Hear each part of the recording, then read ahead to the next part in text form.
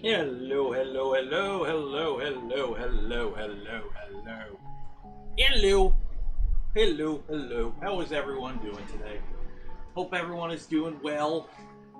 Hope you're all enjoying the wonderful weekend. It is a very wonderful weekend. It is so wonderful because I had a can of spray foam explode in my face this morning. It sucked. But we're good now. We're good now. How's everyone doing today? How is everyone? Mike? What do you mean, Mike? Mike? Oh, Mike! Wrong Mike. 1 second. Un momento, por favor, biblioteca. S'il y a une bible.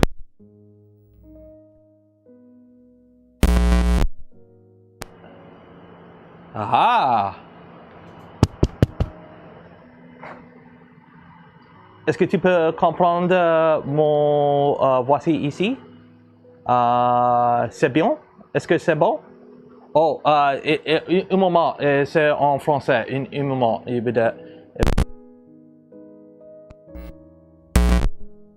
Oh, there we go. Are we in English mode? Okay, English mode. There we go. We're good. We're good. We're good. We're good. We're good. We're good. Okay. Oh, tu peux comprendre français? Ah, c'est bon.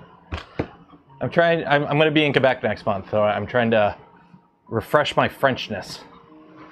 Lo-fi Canuck. S'il vous plaît. Okay, how's everyone doing today? How is everyone doing today? I was filming a video, and I was using this setup for B-roll of what I was filming. So because of that, it's like I want audio for the B-roll, so it makes syncing easier when I go to edit. But it's like I don't want to set up two mics, like the mic for the main camera I was using and then the mic for this. So I just plug in the lav mic, or just a shitty shotgun mic I have. So it's just a camera audio. So that way, at least I have scratch audio on the B-roll so that I can easily sync it. Because I was working on this guy today. So this guy's all ready for concrete.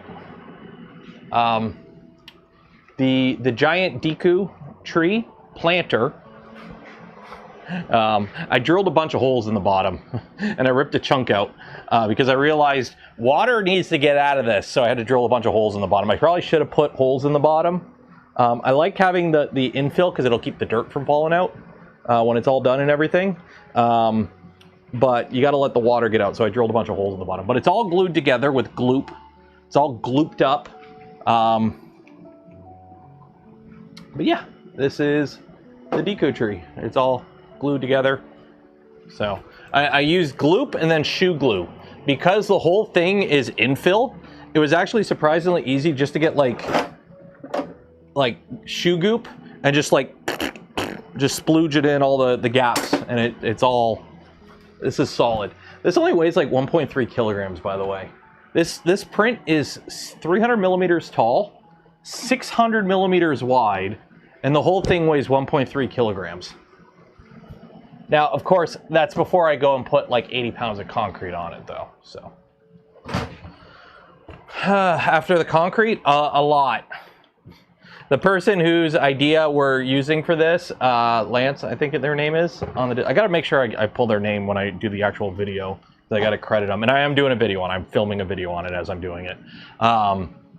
They're like, yeah, it's like 120 pounds when it's done. It's like, oh, I'm hoping mine doesn't end up that heavy. I don't want it to be that heavy because I do have to move it, but we'll see. So, what are we doing today? What are we doing today? Well, first things first, every stream, we give away a spool of polymaker filament. So enter for your chance to win, link in the video description. While you're down there, don't forget to like the smash button, ring the bell, subscribe if you're not subscribed. We will be doing a draw at the end of the stream for that spool of filament from polymaker. Also, this showed up yesterday after the stream ended. So guess what we're unboxing Friday? So we'll be able to put all the tool changers head to head. I'm going from having one tool changer. It is hilarious. I'm going from having one tool changer, which was the Prusa XL, and now, as of yesterday, a week ago, 1 week ago, I had 1 functioning tool changer, and now I have 4. Because I have the Prusa XL, which I've had for a while, and then we finished building the Stealth changer, which is on the shelf right there, which we still got to finish calibrating, so we'll probably doing that on Tuesday. And then we have the FLASHFORGE Creator 5, which we're going to be playing around with today, and then we have the Snapmaker U1, which we're going to be unboxing on Friday. So, all the tool changers. I love how common tool changers have gotten. I am just going to say it. I don't care which company you support, okay? I don't care what your bias is. I don't care what your. I love the fact that tool changers are common now. What about the ProForge? The ProForge I can never really get working. I kept having gremlins with the electrical system with it, and it kept dropping a tool head. I tried different USB cables. I tried a bunch of stuff, and then I just eventually put it aside. But I was having issues with the ProForge where one of the tool heads would just drop out during a print, and it was random which tool head it was doing it. I tried different cables. I tried rebuilding it. I tried a bunch of stuff off stream. I just could not get it running reliably for more than like a couple dozen tool changes in a row. It would just disappear off the network. Like it would just drop the tool head. Not like physically drop, but it would like error out, like MCU connection error. So yeah.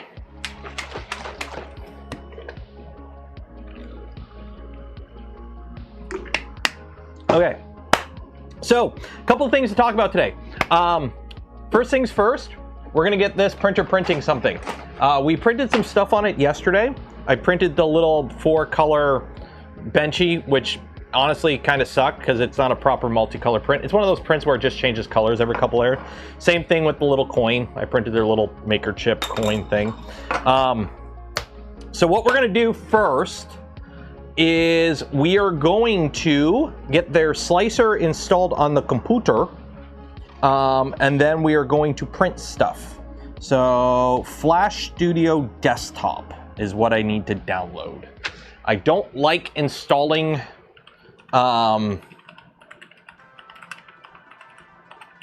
proprietary software,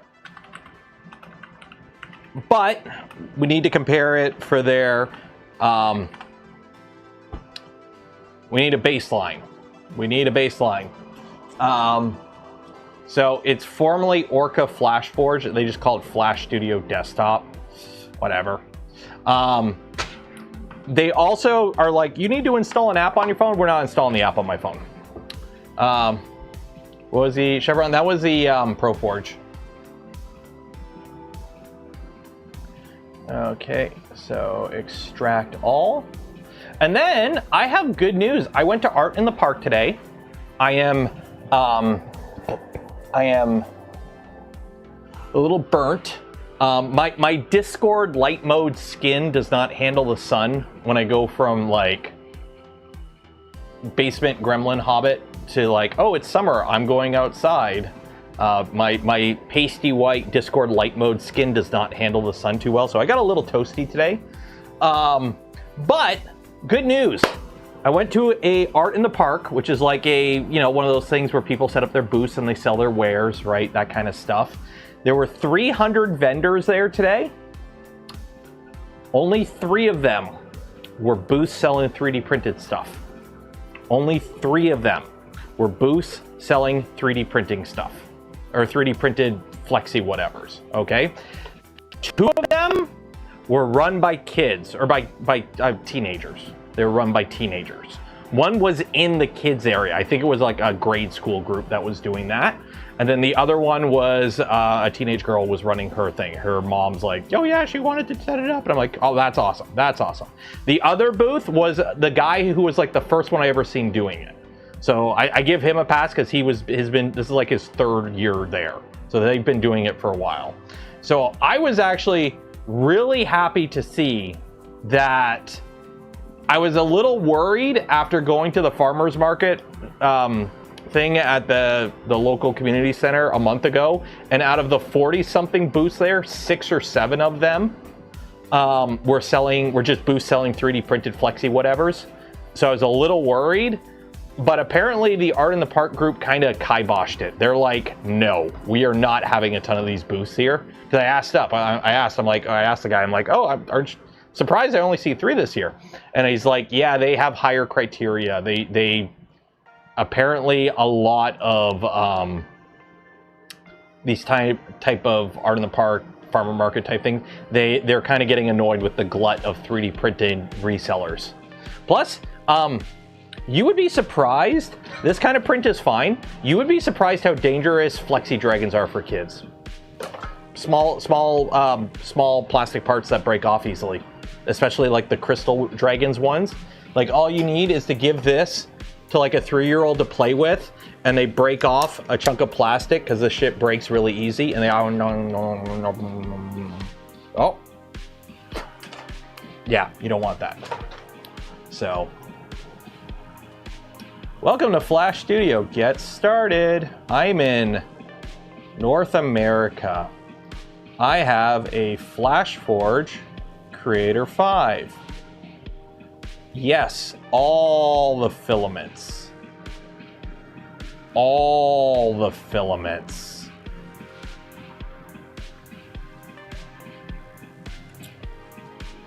When using this, please use Flash app instead of FLASHmaker.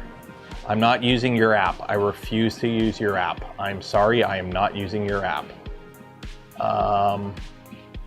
Add a printer. How do I... Okay. I refuse to use your app. Oh.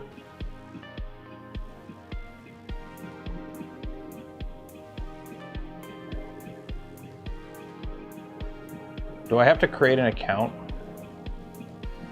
I don't want to create an account. Do I have to create an account? Can I snail mail these? I don't want to create an account.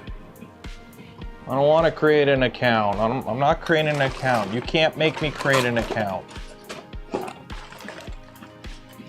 You're not the boss of me now. You're not the boss of me now, and I'm not okay. That USB stick don't work. Dang it. I don't want to create an account. Man, I don't create an account. Seriously, the fact that I have to create an account to transfer a file, like device offline, device list. It's not offline. Old version did not need to create an account. I know, let me see if I got to do anything on my here. And scan the QR code. So network, we're on. Yeah, we're on the network. LAN mode only, on. So we are in LAN mode only. Hopefully if I put it in LAN mode only, I won't need to create an account. Okay. LAN mode disables internet and cloud services. Okay, device ID. I'm assuming I need this, so let me take a picture of my device ID. Hopefully you guys seeing that on screen doesn't affect anything. Okay. So, yeah, LAN mode. Yeah, okay. So device list. Okay, so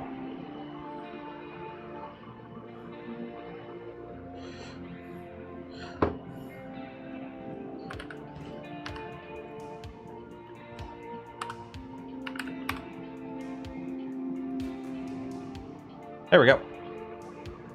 So here's the thing. I'm not unopposed to cloud services, okay? I am not unopposed to cloud services. I use the Prusa Cloud. I use the Prusa Cloud. But when it comes to cloud services with 3D printers, it's not how much you trust the company that is my concern. It's how much you trust the company's security, okay? Because it's not that like, oh, you know, Bamboo, okay, or Corality or FlashForge or whatever. Oh no, you know, they have my unique login information that I only used on their service because I'm not going to use my password that I use on everything. Whoop-de-doo. What I worry about is a malicious actor getting access to their net backend, and all of a sudden every printer that they have connected to their service starts printing gun stuff. Okay, and everyone all of a sudden wakes up to having committed a federal offense, right? It's that kind of shit. So, yeah. So there's my printer. Look, it knows all that. Full power. Create now. Can we see the camera? Oh, how good is the camera? How good is the camera?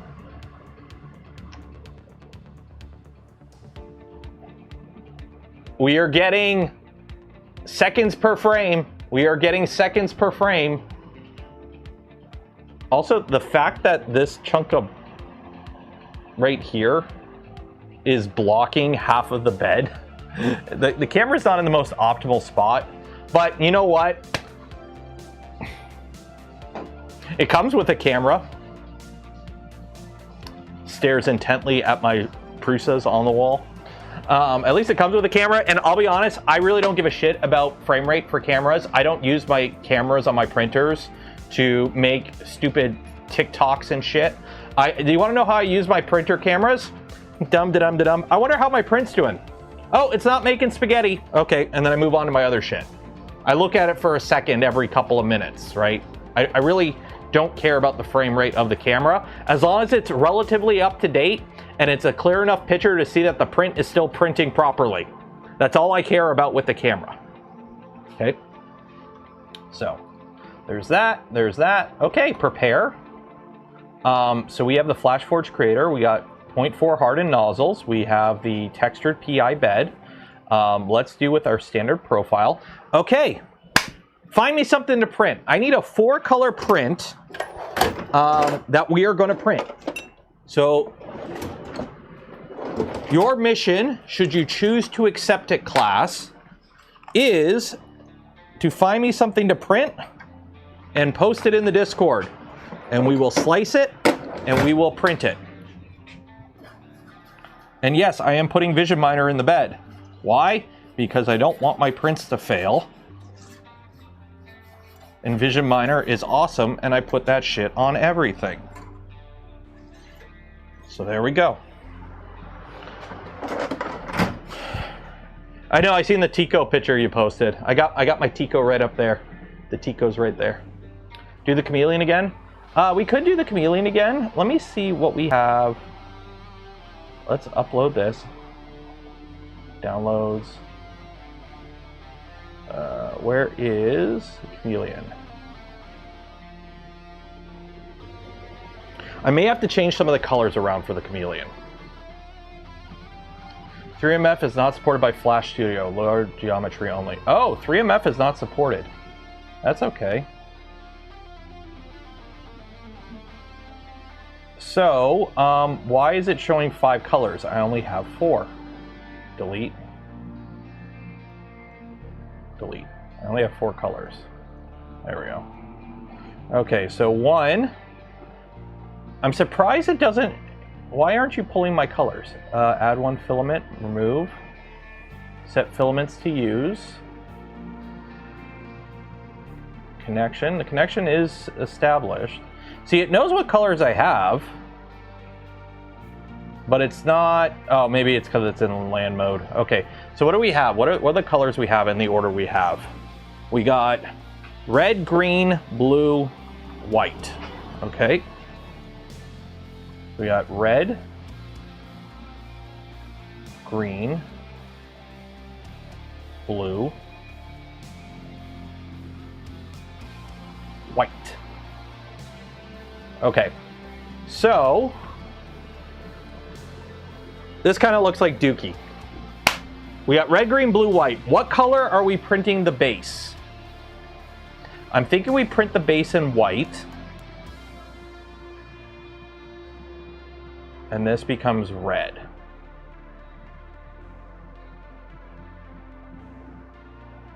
And then we change that to blue. And this to green. No, that ain't gonna work. That green. This red. This blue. That works. Does that work?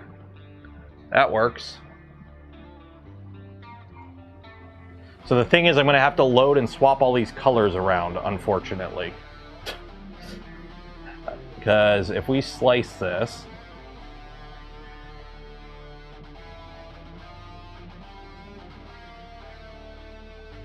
we're going to have to swap all these colors around.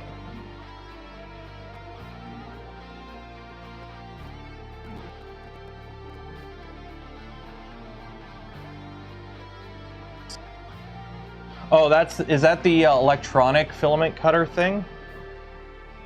Can you paint it? Well, I don't know. How can we change the colors around in this? Goes beyond the boundaries. Okay, so let me...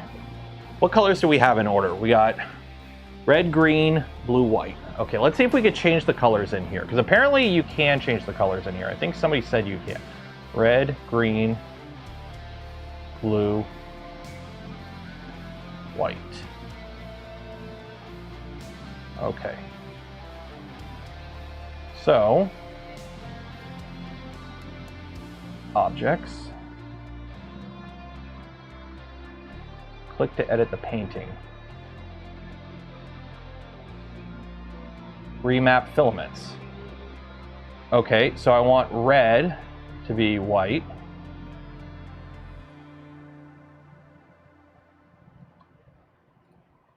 Okay. I want green is fine. I want... did I want blue to be red? Yeah, blue to be red. And then that one to be blue. Remap. There we go. That is so much easier. That is so much easier. Okay, then we go to global. Strength. We're not using grid. We don't use grid. We're going to use this guy. I can never remember which one we're supposed to use, but we're going to use that. 2 walls, 5 top. Okay, cool. Slice plate.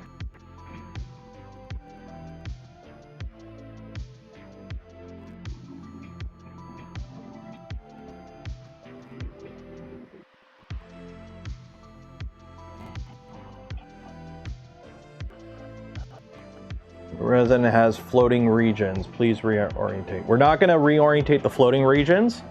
Turn on full spectrum. What is full spectrum in this slicer? Oh, I gotta move that. I gotta move the tower.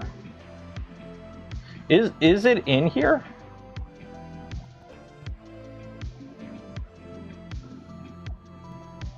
Can I paint one of the surfaces on the base another color? I can. I can paint something on here if we wanted to, but I'm okay with the base just being white.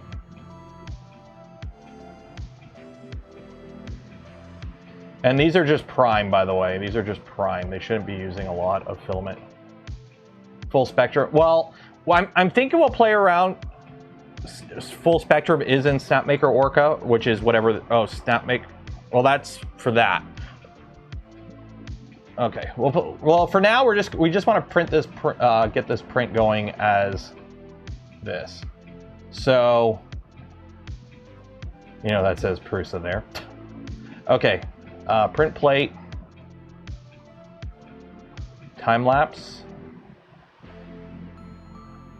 14-hour print. Okay. Send.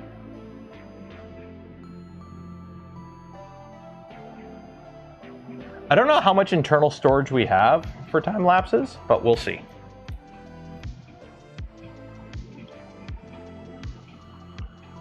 You can also get CYMK. Yeah, I don't think it's in FLASHFORGE's fork. So we have this. So just so you guys are aware, we're not going to get to multicolor till we're an hour into the print. So it's going to be about an hour before we get to multicolor, just so you guys are aware. Plug the base in. Yeah, but I want the full base. I want the full base because I actually like this model and I want to use it. Plus, I want to make sure it's stable. If I put the base into it, it might not be stable. That's okay. That's okay.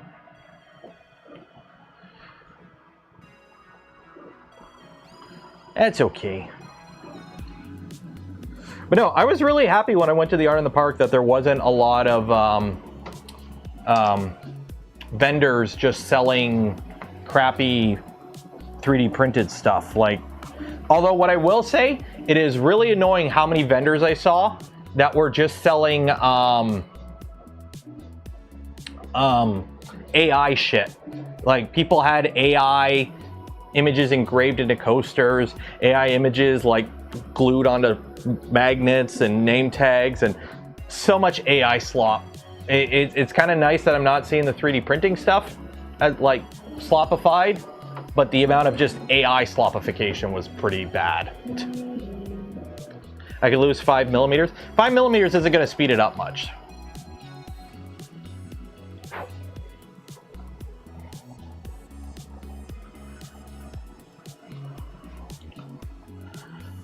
It has color mixing, which is basically full spectrum. Okay.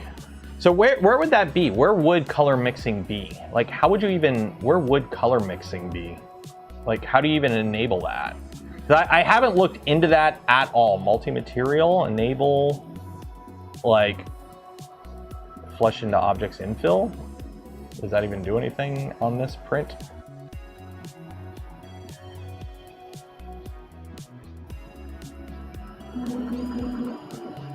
I think that it doesn't flush, it primes into infill.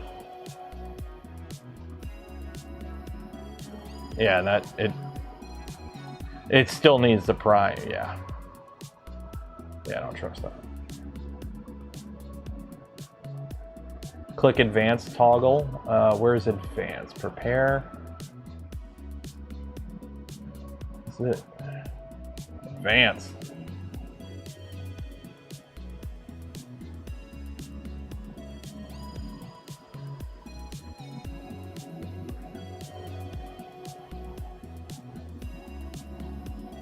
You add new filaments with dithering. Yeah, I don't think we're going to play around with that tonight. I think tonight we're just going to kind of get the printer going pretty stock. Do one multicolor print so I have a comparison print.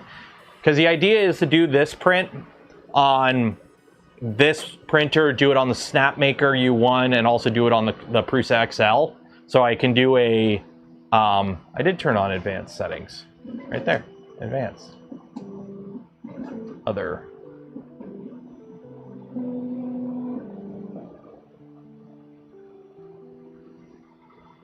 but the idea is, since I have this, I have the U1, I have the stealth changer, I want to do like the same print on a bunch of different tool changers, so I have the same print comparable across.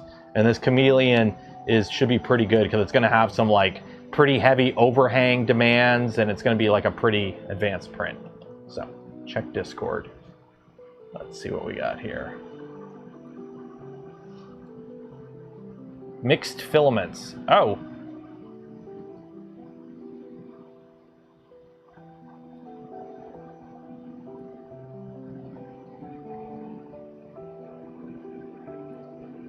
I don't see mixed filaments. Filaments? Add?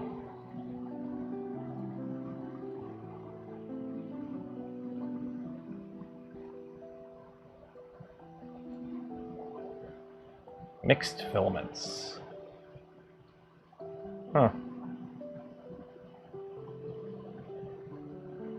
1.77. We're on whatever the newest version I downloaded.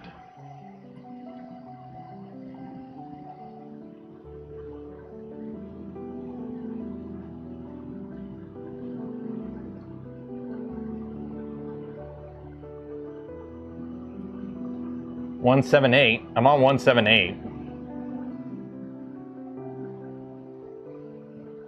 Well, you add a color and it's just generic high speed.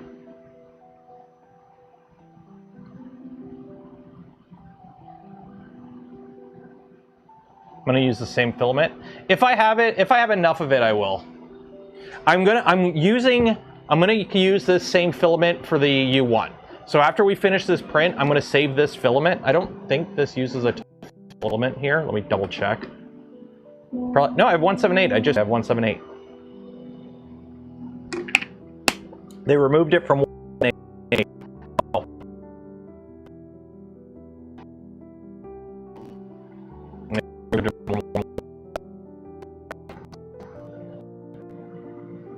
We don't need to add colors. We're printing. We're not playing around with anything. We're just gonna print.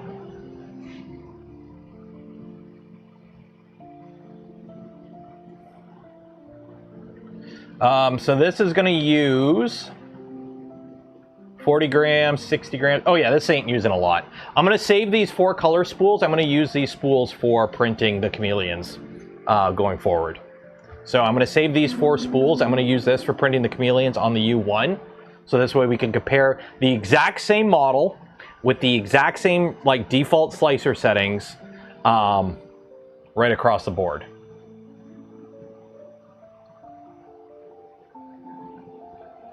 So that way we have a direct comparison right across this board.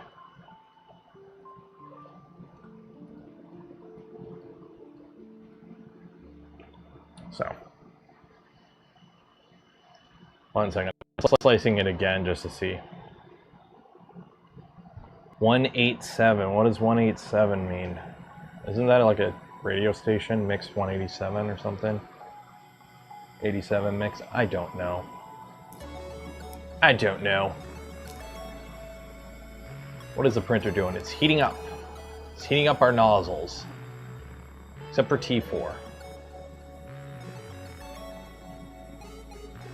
I do like how this pops out. I do like how this pops out. I don't know if they ever... That was one of the things that annoyed the heck out of me at a Bamboo studio. You couldn't watch 2 printers at the same time because you had to like switch between printers to watch them.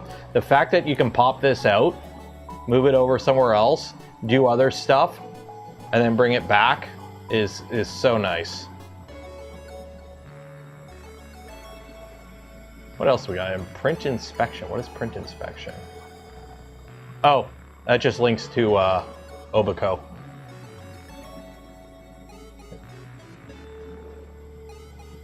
Creator 5 Group A. I have no idea what that means.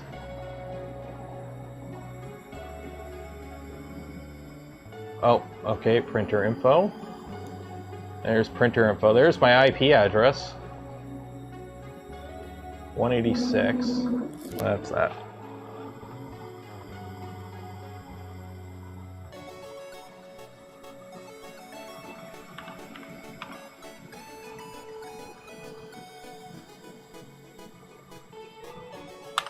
And 186 I cannot connect to, if you're wondering. So there's no mainsail or fluid on it. I will say the printers focus. There you go. The printers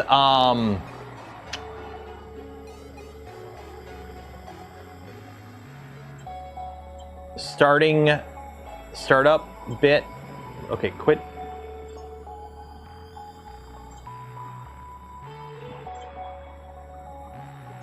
Okay, there we go. The printer's whole startup thing is a little slow. I will say getting this printer going, it's not the let's go. So we're gonna see if it's gonna do a big chunky. Please tell me you have adaptive mesh. Please tell me you're running adaptive mesh.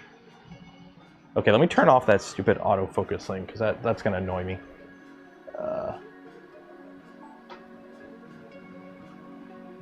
No.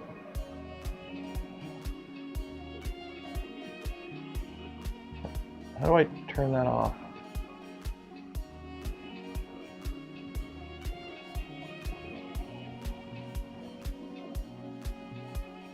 No, turn off. There you go. Oh, that's annoying.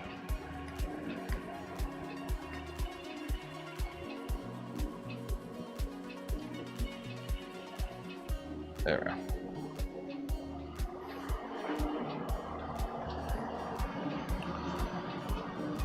Okay, is it probing the whole bed? It's probing the whole bed again. So the fact that it's doing a whole bed probe is a bit annoying. No adaptive mesh. Yeah, the Skynet targeting.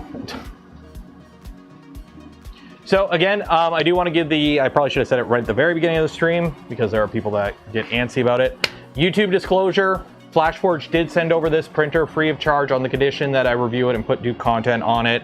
I'm not being paid for this review. Words and opinions are my own. They have no creative control out of anything I say. Watch Purple Monkey Dishwasher. See, they didn't know I was going to say that. I'm allowed to say what I want.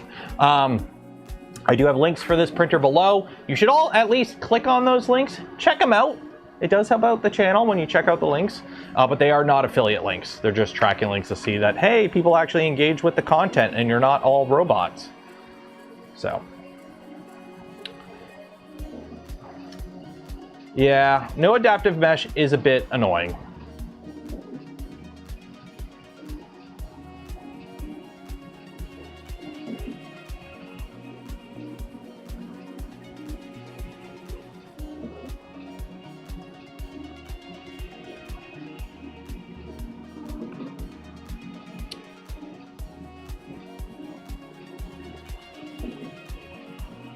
Insert shill accusation.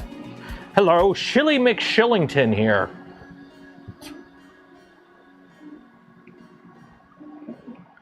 Beep boop, I'm not a robot.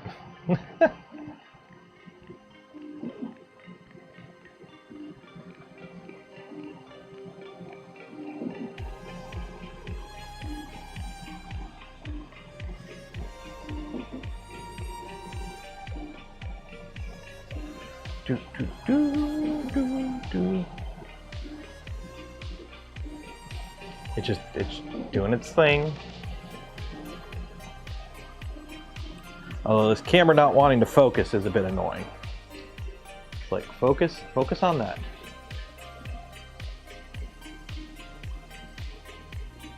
Yes. Now stay focused on that.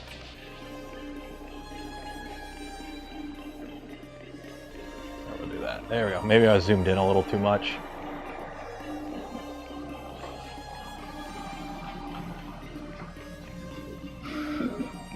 Does it use it? I think it is a load cell for the probe. You can see the little, can you see the little pin? You can see the little pin that sticks out of it.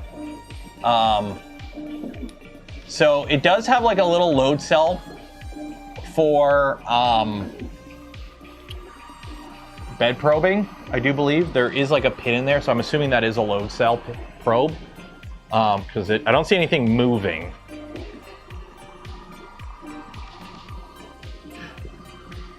And then it also probes the nozzle. So there's a little plate in there for, so I don't know if it can actually do true nozzle probing or if it calibrates where it probes with the pin that's on the tool head off of that little button that's underneath the flex plate. And then when it picks up the tool head, the button is like an end stop. Kind of like how the Avorons have that Z switch. If that button acts like a Z switch, which I think it does. Yeah, I think it does act like a Z switch. So it's just doing offsets for the tool head. So there's no actual nozzle probing. There's like a pin. So, I mean, it works. The two prints we've done so far had perfect first layers. So it obviously does work. So, Dr. Randolph. Yeah. What's up, Doc?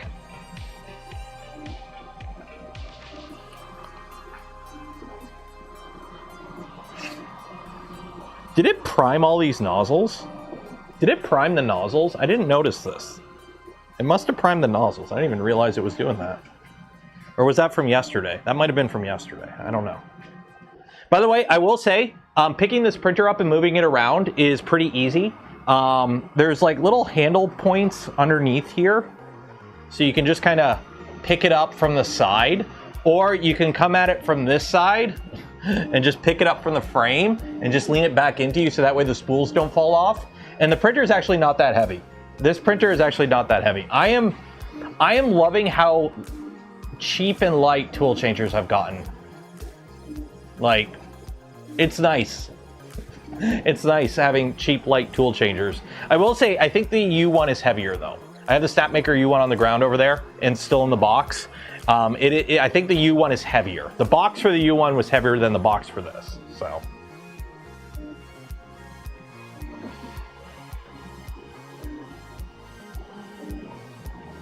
Yeah, the bed probing is definitely something to call out on this. Let me get my notepad out so we can start writing things to complain about.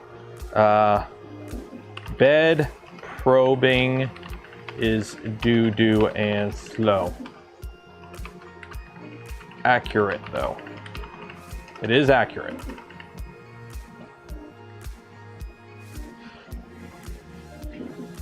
The fact that you can use it in LAN mode is nice. The fact that I don't have to sign up. I haven't signed up for any apps. I haven't downloaded an app on my phone. I haven't signed up for any of their services. And as far as I'm aware, I do have full functionality. Like, I'm able to send prints to it over my network. I'm able to use the webcam over my network. I don't know if anything I'm lacking by not signing up to their network, functionality-wise. So. Yeah, the Creator 5 looks like it got delayed. I don't know any information about that. I don't. Like, my rep said they were going to send me a Creator 5 Pro, and I just got the regular Creator 5, so. And tool changers have cartographer or beacon-like probes.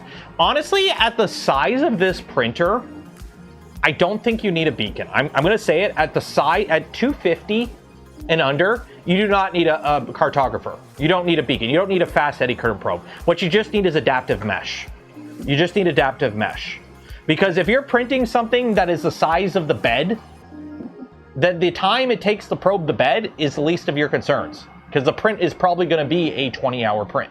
In this case, this is a 14-hour print, but the base of the print is this. So we're wasting a lot of time.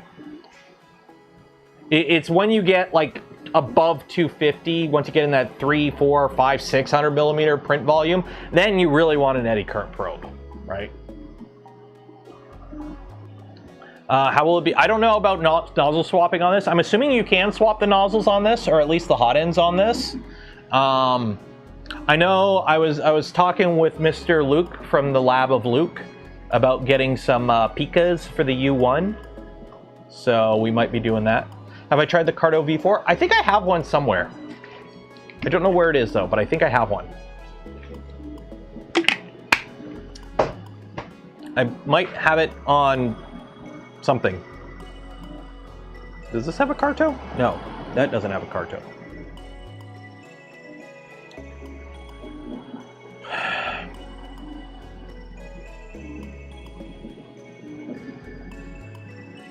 Also, whatever software update we did yesterday actually didn't update. The software actually updated today when I restarted the machine.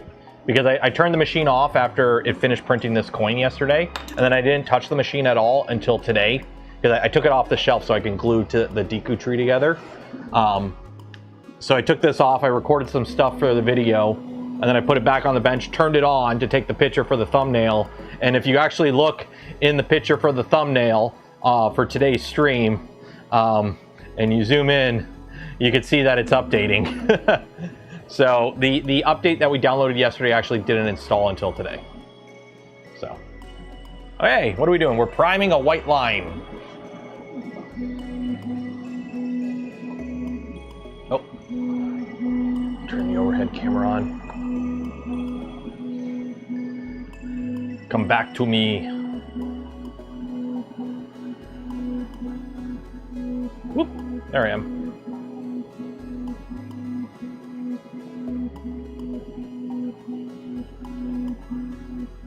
All right.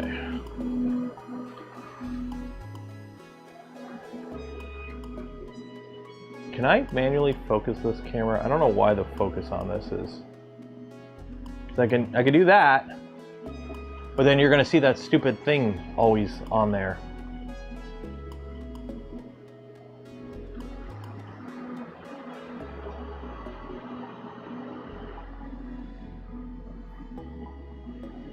And zoom right in.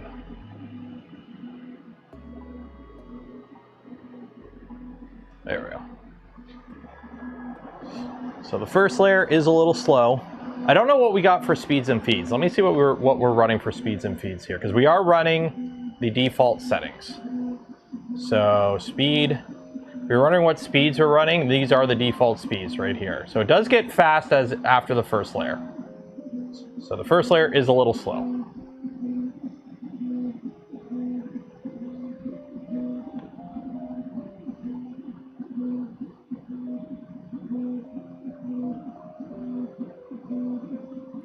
Actually, 1 second here. Let me... What is this?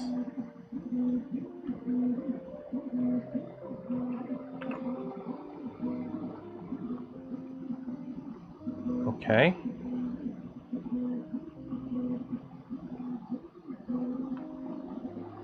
No, that don't work. No. I was going to see if I can import the overlay, the webcam. I cannot. The logo is going to burn in if it stays that bright. I mean, I don't really care too much. It's not that bright, it's just white background.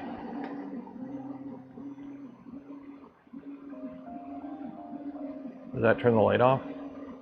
That does turn the light off. Okay, I want the light on. Nope.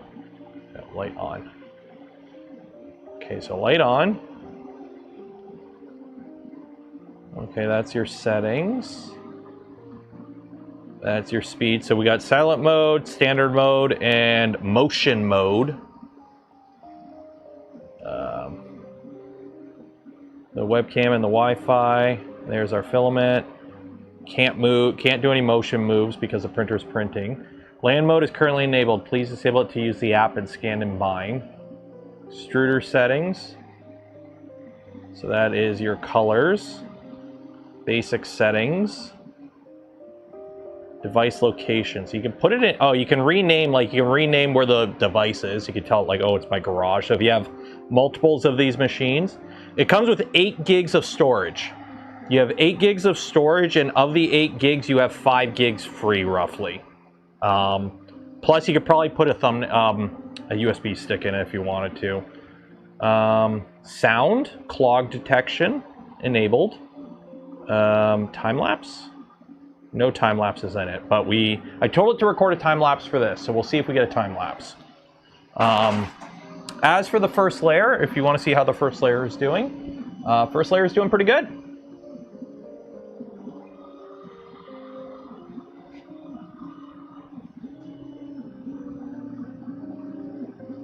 I think the gray is unsuited to the current push to make printers more consumer devices. Like, you mean the color of the printer? I'm fine with this gray. I really don't care. I will say, currently, I'm of the opinion that I think the Prusa Core 1 line, that aesthetic of the Prusas is honestly my favorite aesthetic for commercial printers right now. I think the Prusa in the black with just the orange accents, I honestly think is like, that's my vibe right now for like, out of all the commercial printers on the market, I think the Prusas look the best. Also, they're the only ones that stand out. Everything else is a beige box. I wouldn't say gray is military. I mean, if it was OD green, I would say military. But gray, to me, is not military.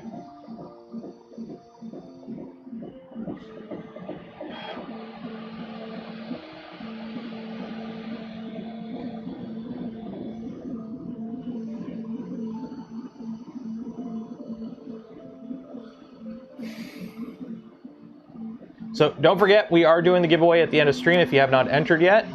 So make sure you enter, link in the video description. We will be doing the draw for the spool of Polymaker filament, link below. Also, let me pull it up here because I do want to take the time to announce with Polymaker. Let me find it here. Where is it? I gotta start like actually tagging my... Why am I getting emails from A24? What the heck? Okay, there's that. There's that. Okay, so you may notice below I have a new link with Polymaker. Okay, it's now polymaker.com/Canuck. okay? If you click that link and you have not purchased from Polymaker before, just so you know, for your first purchase from Polymaker, you get 15% off if you use that link. So if you want to save 15% off a Polymaker filament order right now, you get 15% off your first purchase with Polymaker if you've never purchased from Polymaker before. I don't know how they track that. If you got a different address or a different email, I don't know how they track it. But all I know is they told me, hey, if you go use code Canuck, use the link below, purchase some Polymaker, you'll get 15% off for your first purchase. So if you need some printer chow and you're unlucky and you don't win anything today, you can check out the link below, use your credit card, and you'll be guaranteed to get some.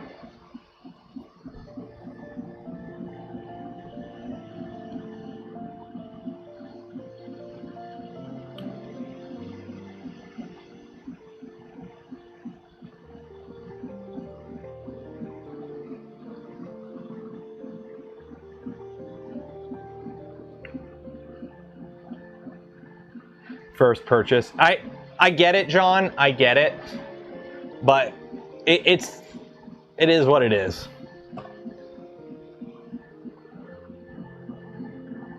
We'll do this camera for a bit just because it's an overhead view. They didn't, the X1C colors. Fun fact, most Polymaker colors, or most Bamboo colors are Polymaker colors.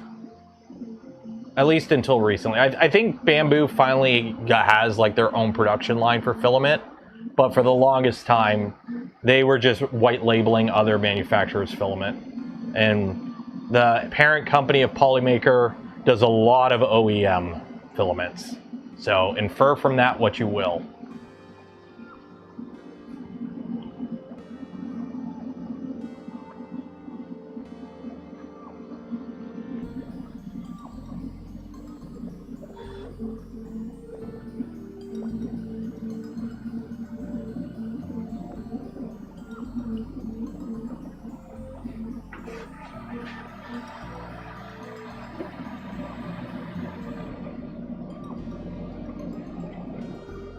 I do love this infill pattern. I do love this infill pattern.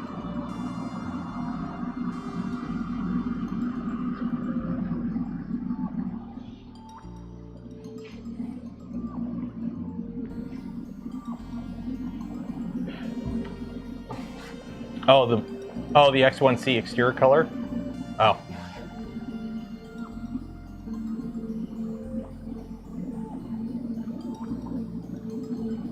Never hit the update button on the stealth changer. Okay, I can do that.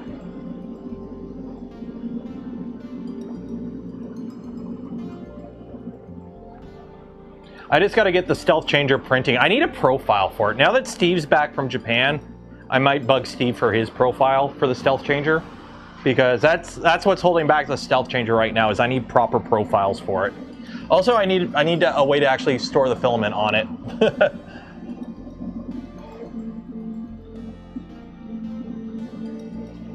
We'll do overhead for a bit.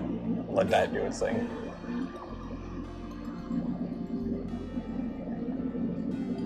Yeah, this is TPMS FK, maybe? I don't know what the difference between D and FK is. This is TPMS FK.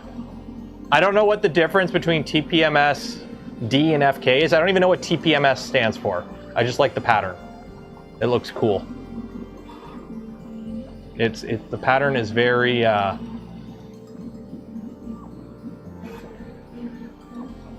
like, this pattern is very organic.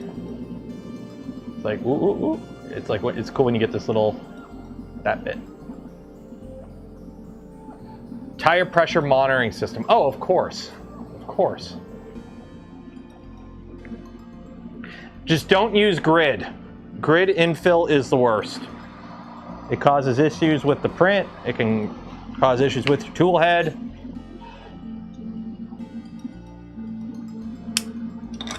TPMSD. John's a boomer. John's a boomer.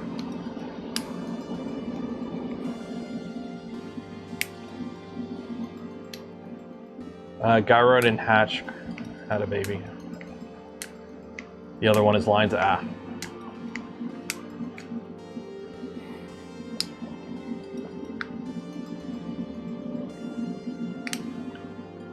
Focus.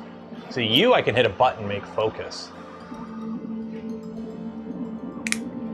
Maybe maybe I should swap these cameras. Maybe I should have this camera as the camera over there, and then this camera be the overhead camera.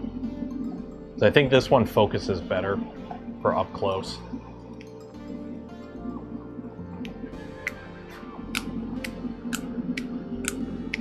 Which extruders? I used orbiters for the extruders for mine. Grid is the default. Grid is kind of the default with everything. That's the thing. Grid is like just the default across the board.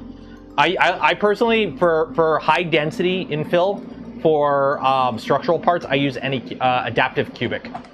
I use adaptive cubic.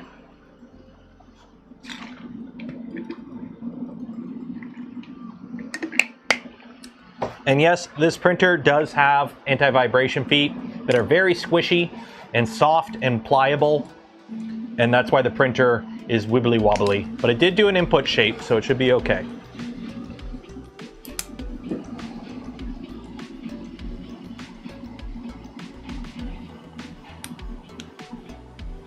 Also, proud to report the carrots my little guy planted in his little garden are growing.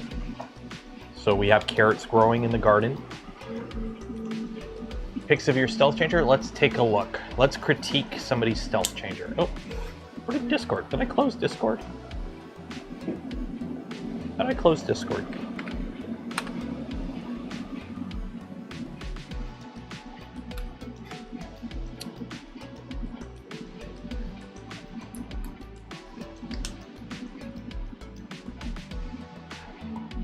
Ooh, very clean. Very clean. You got a lot of vertical surface there to have it. Okay, what was this? Dear customer, since you continue supporting page over the past month, FLASHFORGE has been focused on optimizing and fine-tuning the production of the 5 series. We're going to increase the production capacity of affairs. Now we have 2000 Creative 5. The Creative 5 is fully converted and will be shipping shortly. Update. Share update. During the pre-order period, we received 15,000 damn Creative 5 series orders. Current member with approximately 1,000 units per trip per day. One shipment, okay, air shipments, okay.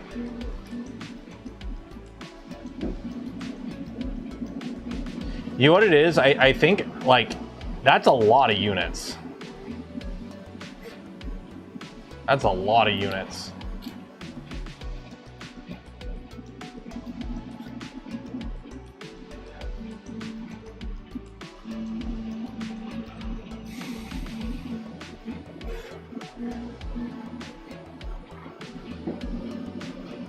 Did you print pots using time-plant food filament? No. You've seen the planter. I shared a picture of the planter that I built with the little guy. This. You can't see his face, so I don't mind sharing this picture. This thing.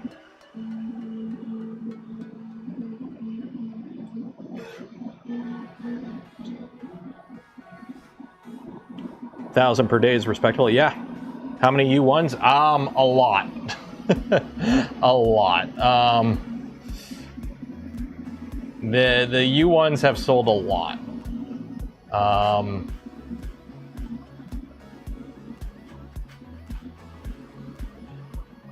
Like, I have numbers from, like, how many, I think it's 85s.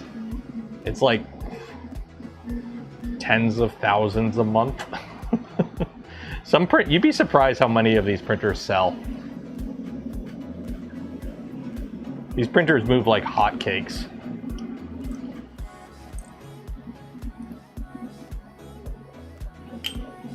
Like, I'm pretty sure the teenage girl who was running the one printed parts booth at the Art in the Park today, I was talking to her and I'm like, so what printer does she use? And she's like, oh, I use the A1. I'm like, you must have a lot of purge. Like, what do you do with all your purge? She's like, oh, I've got garbage bags of it in the basement. And her mom's like, yeah, I keep telling her to throw it out, but I think she wants to recycle it. I'm like, yeah, I don't think anyone's going to take it to recycling. Like, you should look into getting a tool changer. She's like, I know. Which one? And I'm like, oh, just go get a U1. She's like, okay, that's what everyone's been telling me. I'm like, yeah, just go get a U1. You want it for how much she was printing in multicolor. I'm like, you want a tool changer. You do not want to be doing mass production of multicolor prints with a MMS-based system. You're just wasting so much filament and time.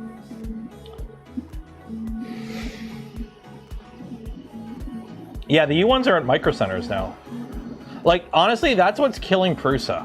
The fact that you can't buy a Prusa through Amazon, or at least in Canada you can't. I think you can in the States. Amazon.ca. So let's go Amazon.ca. Okay. 3D printer. If I go to 3D printer on Amazon.ca, the first one that pops up is this, and they sell tens of thousands of these a month. 85X. It's 500 Canadian. So you don't even see bamboo on here. I guarantee you the fact that they sell on Amazon. Bamboo Lab. Is Bamboo Lab on here? No, Bamboo Lab is not on Amazon Canada. The fact that bamboo is not on Amazon Canada, this is why, honestly, I'm a bit surprised why I don't see as many bamboos in Canada compared to the States. I think it's because they don't sell them. Like, for $330 Canadian, FLASHFORGE Adventurer M, 5M.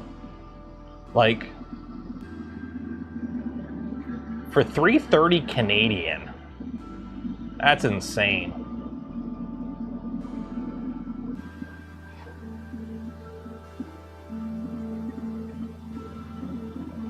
You get Amazon US? Okay, Amazon US. Oh, because they have printed solid, that's why. I don't think there is, I think Voxel Lab is the official reseller of Prusa in Canada, but they don't like giving Amazon the cut. The amount of things I've heard about bamboo where they have partnered with a company to like make filament for them or provide a component for them or something, and then they basically like abandoned them as soon as they were able to bring it internal. Like, people have given Prusa shit for trying to do everything internal when that's what bamboo's doing.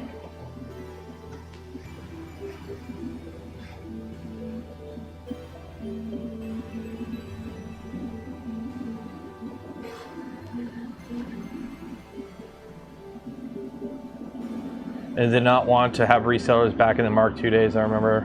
They want to be direct. Hell now with 3 days. Well, it is what it is, right? Times change. Right? Times change. Companies may have shot themselves in the foot back in the day by doing, you know, Prusa used to not give out free printers to content creators. They were like, our printers speak for themselves. We don't need to give out free printers to reviewers and content creators. But then Bamboo shotgunned a printer to everyone under the sun that has a YouTube account with more than 5,000 subscribers. They got a free Bamboo. Now all of a sudden, when every video you see where anything is 3D printed, they're printing the part on a Bamboo. And now Bamboo is part of the public conscious of, oh, 3D printer Bamboo. It's kind of like how Coca-Cola is to pop. So Prusa's like shit, and now Prusa has started giving out machines to creators and whatnot, and sponsoring stuff and whatnot. So running your monthly calibration prints, ooh, fun. The Adventurer, yeah, a lot of people bought Adventurer 5Ms. Adventurer 5Ms and Creator, what are they? The Centauri Carbons have been like crazy good for entry-level 3D printers.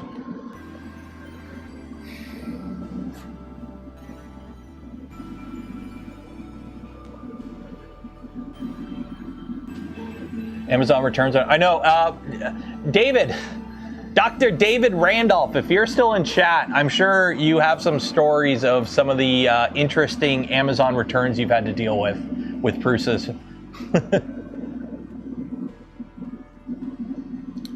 Paige and Dr. D, if you're here. I know some. He told me some. But if he's here, I'll let him tell him.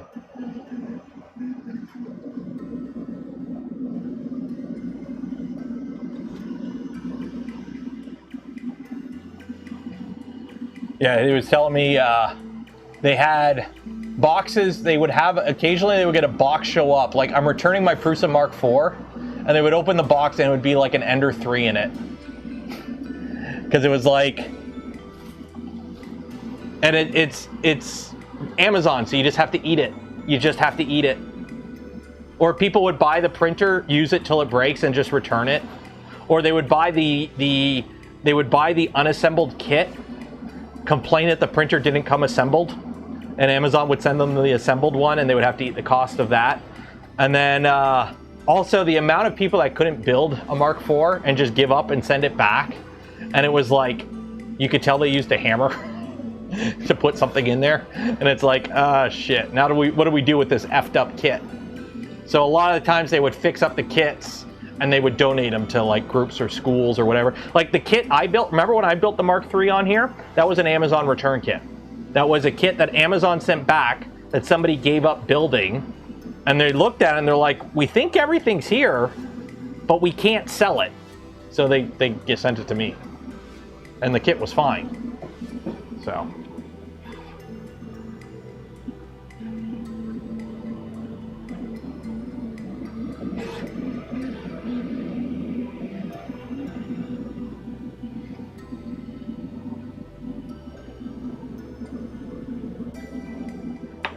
Out of Creality is hype. Creality is Creality's worst. Creality is Creality's biggest problem. The moment Creality can actually deliver quality machines at the specs and the price that they advertise, because they have. Here's the thing: Creality has good specs, and they have decent prices. The problem is, it's a roulette. Do you get a lemon or do you not? If you don't get a lemon, the machine's. I have a K1C in my basement. I haven't used it much, but every time I've used that machine, it has worked solidly. Like, I'm tempted to give it to somebody because the machine just works. I might give it to a family member because the machine just, like, I have no issues with the Creality K1C. But it's the K1C. The first two versions of the K1 had issues. That's the problem with Creality. So.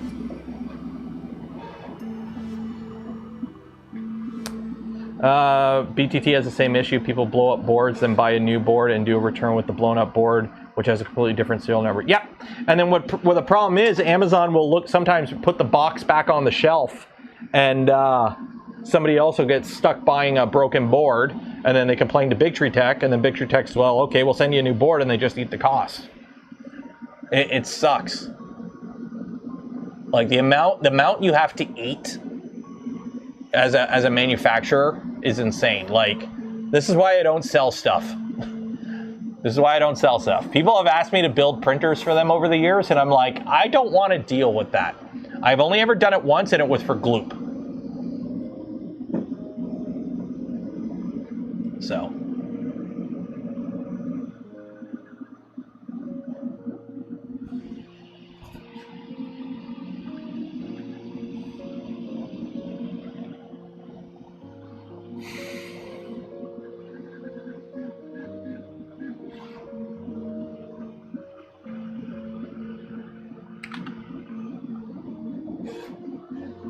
Etsy buyers. I haven't sold anything on Etsy. I mean, here in Canada, the shipping costs kill so much of that.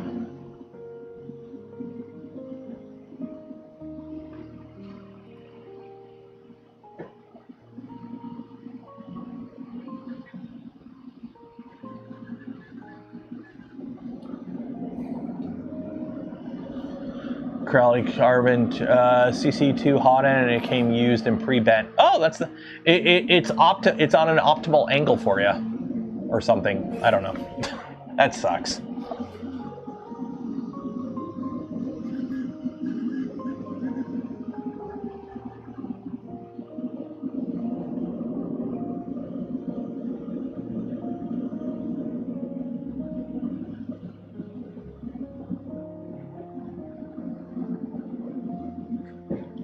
I just got my X2D. I was looking at getting a Prusa Core printer to replace my aged Mark III, but the price comparison to the other Mark is laughable. The same again in Canada. Oh, in Canada, Prusas are stupid expensive. Like, I fully understand. Like, as much as I'm enjoying my two Core 1s and the Core 1L, they were sent to me by Prusa. I did buy a Mark IV. I did purchase a Mark IV out of my own pocket. But the other two Mark IVs I have, they sent me too. So I fully understand the buying a Bamboo over a Prusa if you need that sort of machine. Because, you know, as much as I harp on Bamboo, the H2 printer is a good printer. They are solid machines. I just don't like the way they work as a company, but they do make solid machines, and at certain price points, they are very hard to compete against. I just like now we have better options at the lower end, because for a while there, it was just kind of like the A1 and the A1 Mini were like very good bang for your buck, and there really wasn't. The alternative was like the entry-level Crealities, which are kind of like, eh. But now at the entry level, we have like the Crater Carbon, the CC2, we have the 85X. Like those are very solid entry level machines too. And I think they have longer legs on them than getting like an A1 because they are easily enclosable. They are Core XY. I think they have longer legs on them than the A1.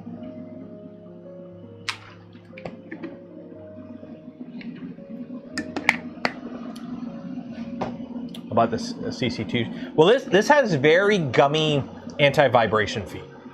So, and also don't forget, this is a toolbox. This bench, this isn't a bench. This is a toolbox. Like, if you want to know what my setup looks like from back here, okay, it is literally a toolbox.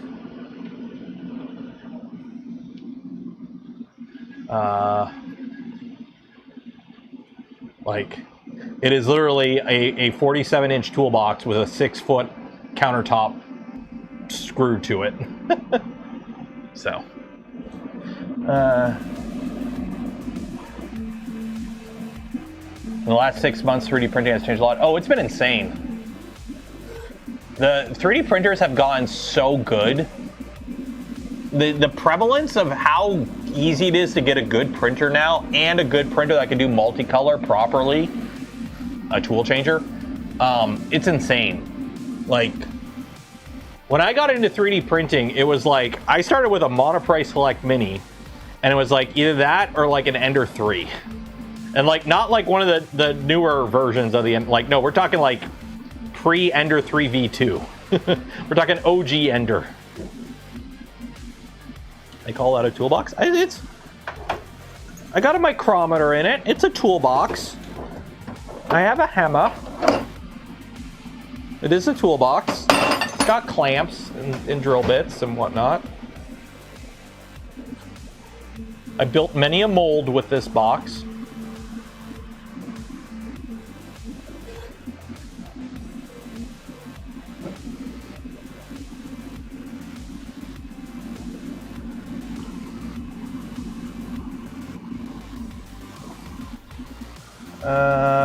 Wait till the end of the year. I bet there's 10 tool consumer changers on the market. Well, the problem with 10 tool is size. The problem with tool changing, the only way to get it very compact is to use an index-like system.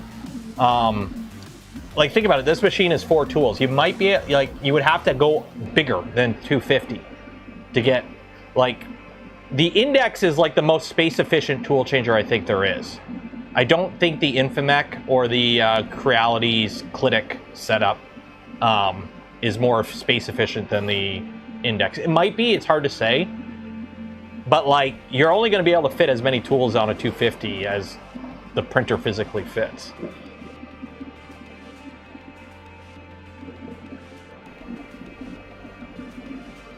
When are you going to overlay carpet on a Voron? A camo R2 would be pretty unique.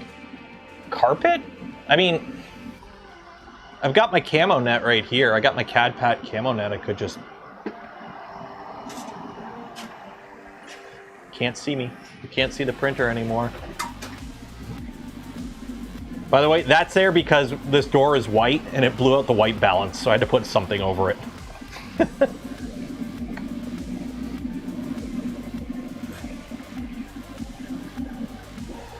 My first printer was made of plywood. I know. The Infimec looks like a copy paste. It is. It is hilarious, like, how many companies come up with the exact same idea. LOL, CAD-PAT? What's wrong with CAD-PAT? CAD-PAT is goated. It's so good the freaking Marines copied it from Marpat. First digital camo in any NATO nation.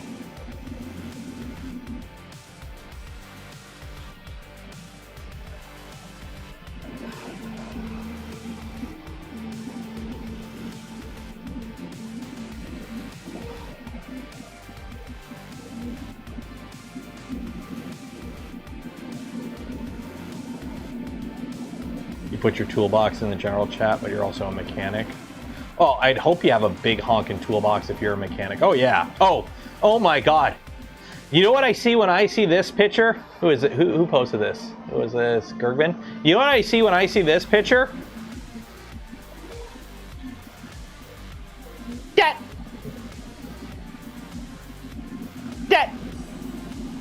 Gergman, how much of your paycheck is going to the Snap-on man every month?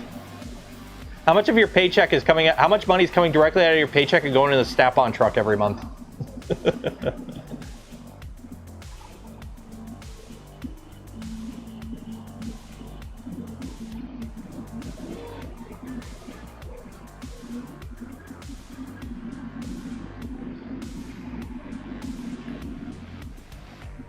Yeah, mine is a 47-inch Mastercraft Maximum. And then I used to have a little 24-inch on top. So I would have, I liked this setup because it was a 47-inch toolbox. So the toolbox is about this big from hand to hand. That's how wide the toolbox was. And then I had a 27-inch top on it, or 24-inch, like your cheap little, Waterloo top. And that way I had an actual desk. So I could put my coffee on it. I could work on stuff. Like if I was grinding like a lifter or something, I would have a little workstation on my toolbox. Also, because I got the Maximum, it could take more weight. I would put stuff on my toolbox and use my toolbox to move mold parts around. Yeah, that wasn't your pick? Which one was yours? Oh no, that was Nemesis, sorry. Was that Nemesis? Did I read the wrong name? Oh, that was Nemesis. Sorry. I got the names mixed up. Nemesis is the one in debt. Nemesis, how much of your paycheck goes to Snap-on?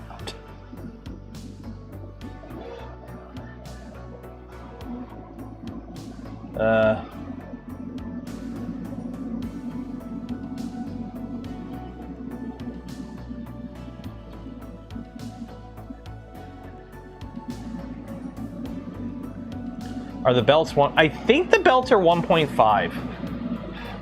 I think they're 1.5. I should have measured them, but they do look thinner than the twos on this one. They're also 9mm belts. They are 9mm belts. They're 9mm belts, and they are you could see them. They're 9mm belts.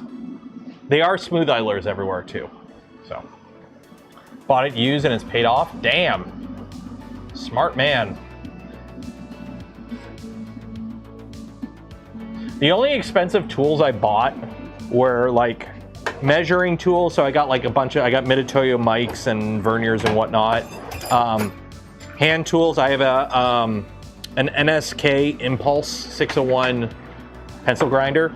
Like this was like this right here. Guess how much this is? This is an NSK Impulse NSP 601.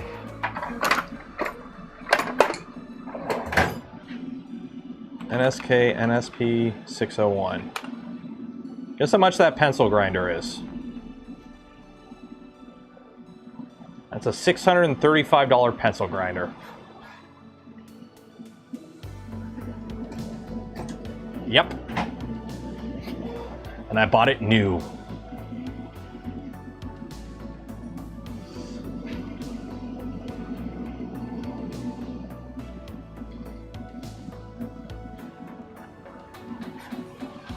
Now, granted, I bought it in like 2013, 2014, and I think I paid around $300 at the time for it, Canadian.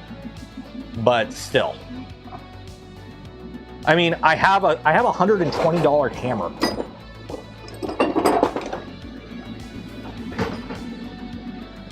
Lixie 1.5 or 200H.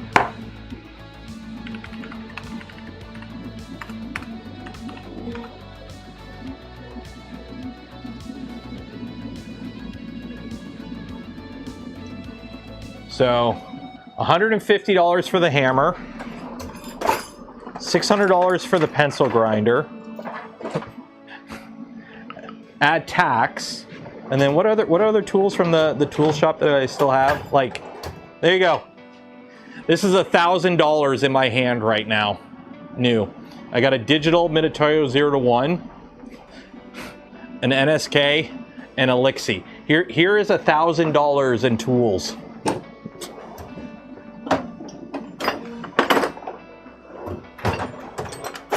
And then I bought all my actual tools that I use to build the molds at like Crappy Tire on clearance. And half of them I destroyed. It's like some tools you have to spend a crazy amount of money on, and other tools you buy the cheapest one because you might take an oxy torch to it. So, oop, 1 second.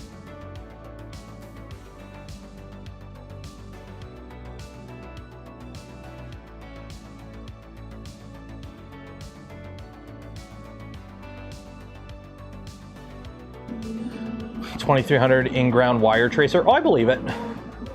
Am I Canadian? Yes. So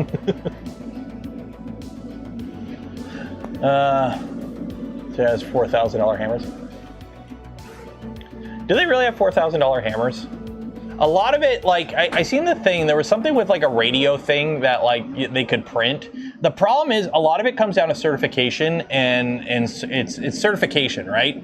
It's not that, you know, the thing costs that much to make. It's that to develop it and to guarantee it does what it does, they invested this much to do that, and now they have to recoup those costs on the limited number of the product they sell.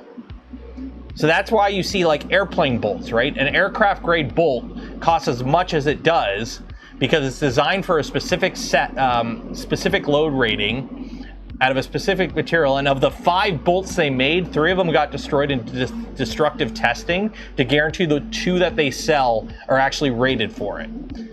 It's insane. Like it all comes down to certifications and guarantees. Like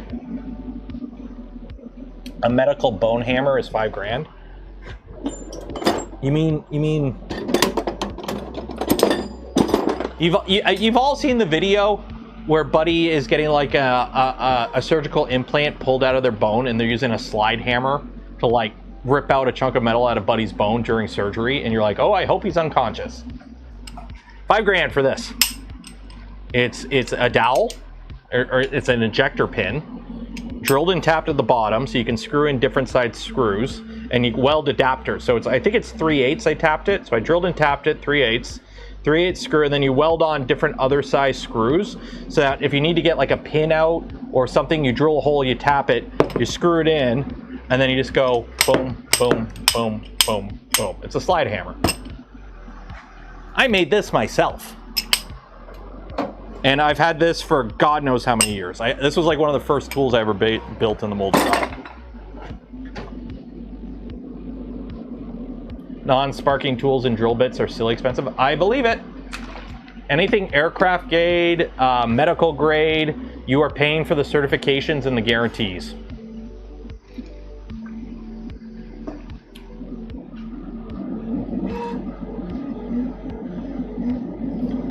Noticing like all the information from all the stream details are being reflected in the screen. There we go. The printer shakes too much. It's got wobbly feet because it's got vibration dampening feet. So the feet are very gummy. So I actually kind of like it because my desk isn't shaking. Normally, if I have a printer on the desk and it's printing, the desk shakes. The desk actually ain't shaking right now. So it's actually, if you had multiple printers on a shelf, you kind of want this, I think.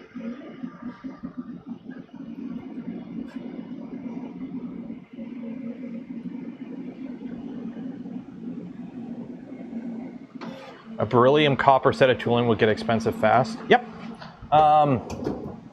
Where is it? Do I still have a chunk of it? I think I do. Amco, here you go. Amco. There's your beryllium copper brass metal right here. I use this to, this was supposed to be an insert for a mold. They use this metal because it's very good at heat transfer. So if you have something thin that you need to draw heat out of quick and you can't run a water line, use like this material. And it got scrapped because the dimensions were wrong. So I used it to beat shit with. Yeah. You can see I used it to beat stuff with it. Because it's basically very expensive brass. But yeah. Don't breathe that stuff in when you machine it.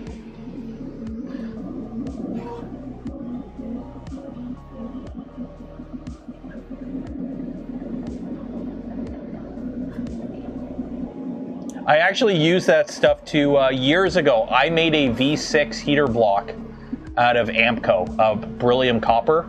And ooh, it worked really good. It actually, I was getting near volcano flow rates out of a V6 geometry block.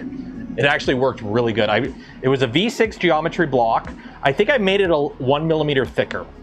So it was a V6 block that I made it like a little bit meatier. I put like a 50 watt or 60 watt heater in it, and I was able to get almost like volcano flow rates out of it. It was actually pretty cool.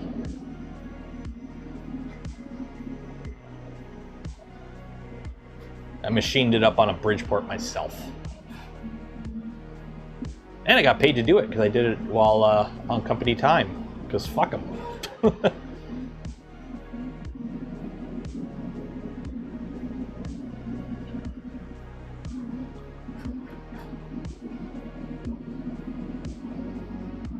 The Haribo gummies. Oh, are you talking about the sugar-free ones? Yes, I'm well aware of the sugar-free Haribos.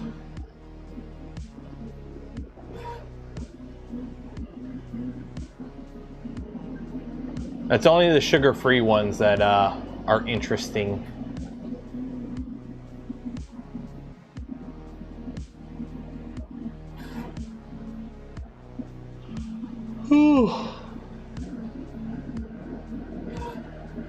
Come on, get to the multicolor stuff. How much further do we have? What layer are we on right now? We are on layer 79. And it starts doing multicolor at layer... Oh, we have another 100 layers to go. I mean, it should be pretty quick though, because they're getting smaller. I mean, it also gives me a good chance to check how good it prints normally, so...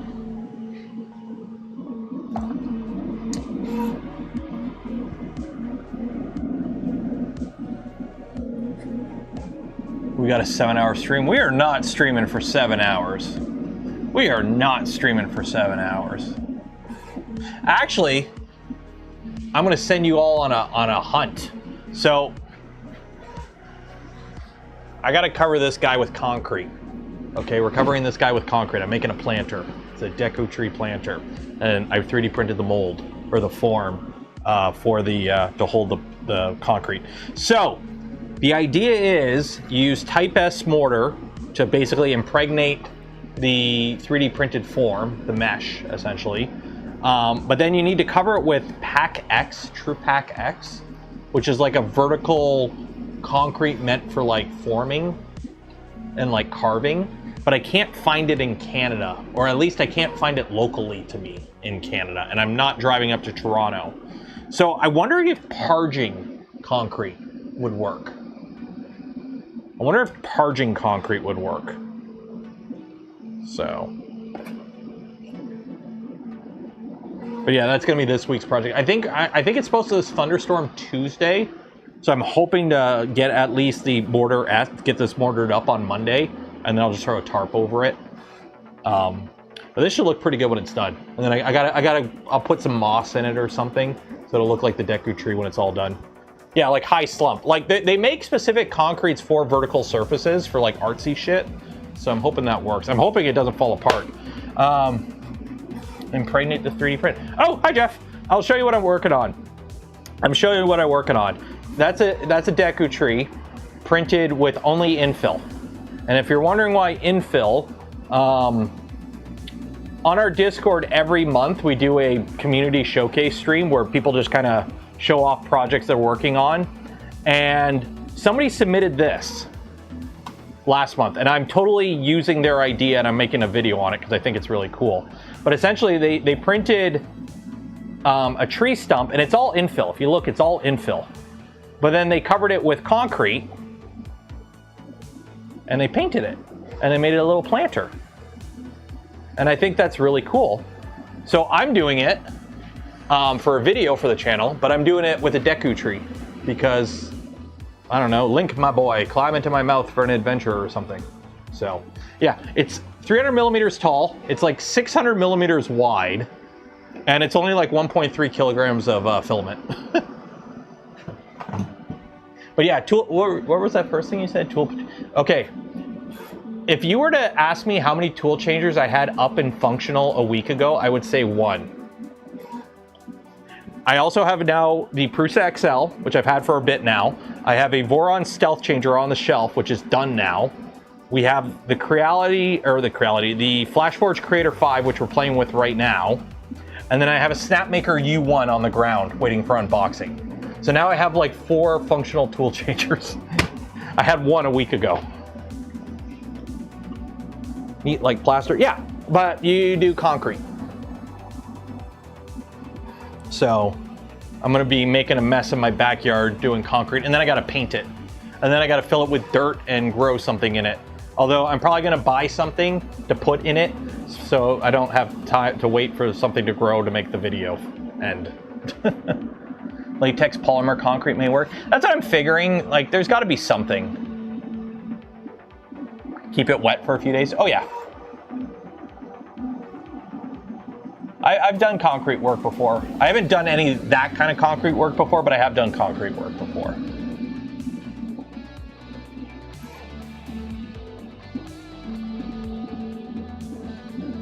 Why doesn't the strongest tool changer simply eat the other tool changers? I mean, personally, I still think the Prusa XL is the best tool changer on the market overall. It just kind of has the downside of it's also the most expensive. Like if someone were to walk up to you and say, hey, I have a Prusa XL, I have a Creator 5, I have a Snapmaker U1, I have a, we're not counting the Vortec because the Bamboo H2C doesn't count as a tool changer, and we have a Prusa Core 1 with Index. Unless you absolutely needed more than 5 colors, I would go with the XL. Yes, it is the biggest one, and it is the most expensive one, and it's a bitch to enclose. But if it was free, I'm taking the XL.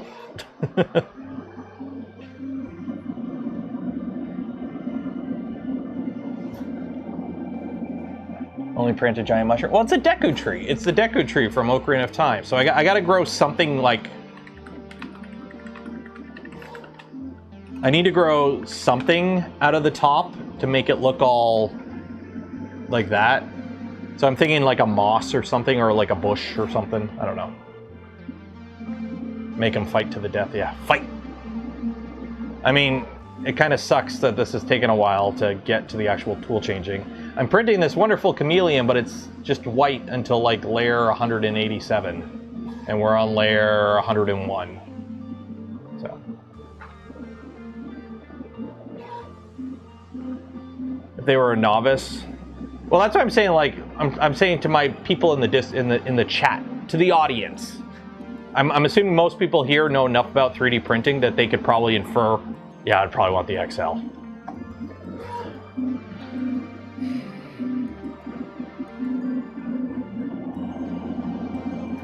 Grow a tree in the tree. I could grow a tree in the tree, put a bonsai tree in there or something. I mean, it's 600 millimeters wide. It was actually kind of smart. I had to reinforce. I wanted to put some reinforcing on the inside between the different halves to make sure that it had like an actual lock. So you can see the little strips in there. All I did was measure across the inside. It's like a 200 millimeter hole. So I just went in Prusa Slicer, generated a 200 millimeter cylinder that was like 30 millimeters tall, and I just printed it with no infill, no top or bottom layers, and 3 walls. And then I cut it into strips, and then I just glooped it in as like support. Small boxwood would look nice. Okay. Well, I'll just buy something to put in there for the video, and then I'll properly plant something.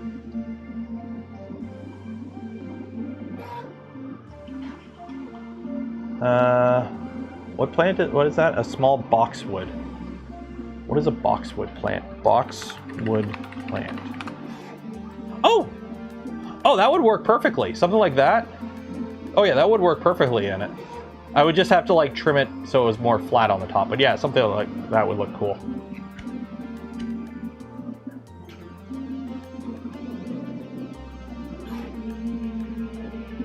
Everyone needs more.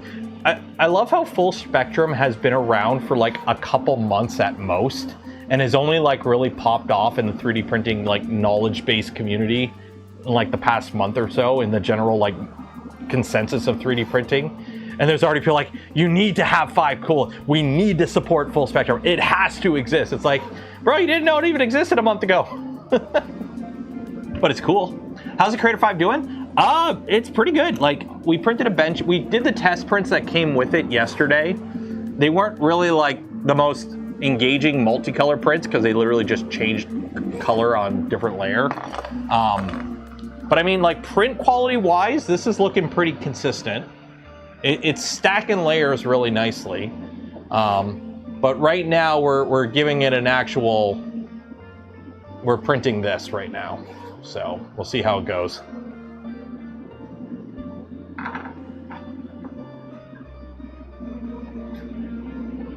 So it's going to be interesting. What's the price difference between this and the U1? Snapmaker U1. Snapmaker U1 is how much?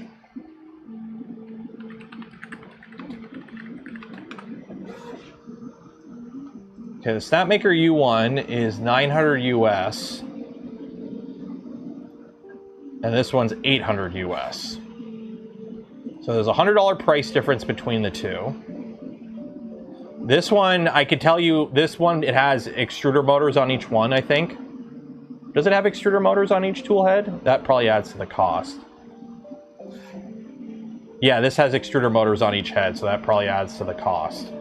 Whereas this only has one extruder motor, and it just gears into the gears on each head.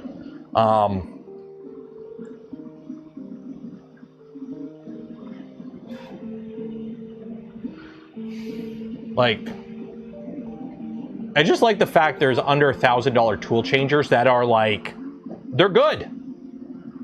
Like, you know, I've only done 3 prints on this, and we haven't really done a proper full multicolor. This is the first one. But I mean, like, if it prints multicolor as good as it's printing single color, I mean, isn't it nice now we have multiple options for under $1,000 tool changers? Like, that's really nice.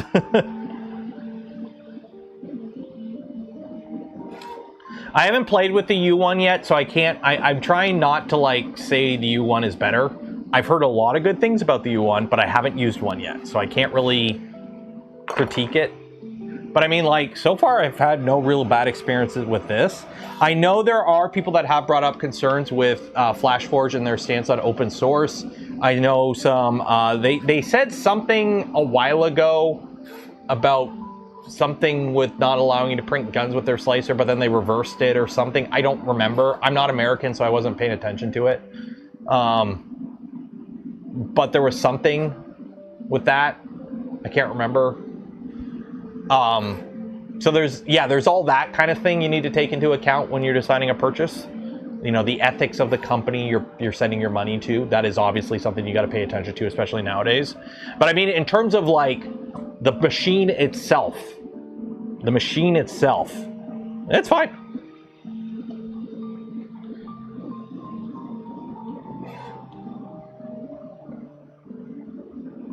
Yeah, I know the founders did it. I know. Believe me, I know. We're going to be building one soon. I'm waiting on Steve to give me permission to start building the Trident R2. And then I gotta wait for an index kit from Bondtech.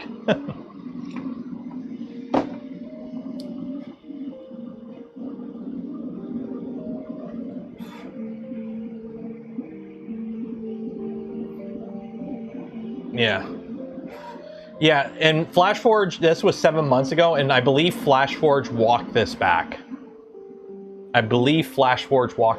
Also, fun fact, every Japanese CNC machine has this rule. Like, yeah, the gun folks are you know, panties in a bunch, but every Japanese CNC machine has a big sticker on it, and part of the service contract when you purchase it saying not to be used to manufacture weapons of war. Fun fact. I don't see people freaking out about Makinos. Oh, Steve's here. Oh, shit. Steve? Very, very soon. Okay. Okay, fine. Very soon. Okay.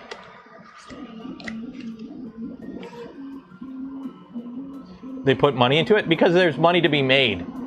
If you're the company that is selling the software, there's money to be made. Remember, at the end of the day, it has nothing to do with public safety. It's all about money. Simple as that. Is there money to be made through it? Yes, there is. Did I purchase? No, this printer was sent to me by FlashForge.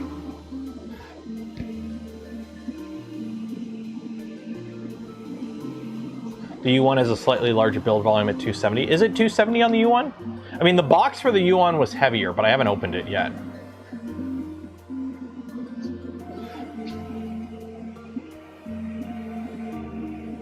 Actually, soon or Voron soon. Soon enough that I actually have all the files on my computer and I could start building it right now, including the manual, but Steve's still kind of making it perfect.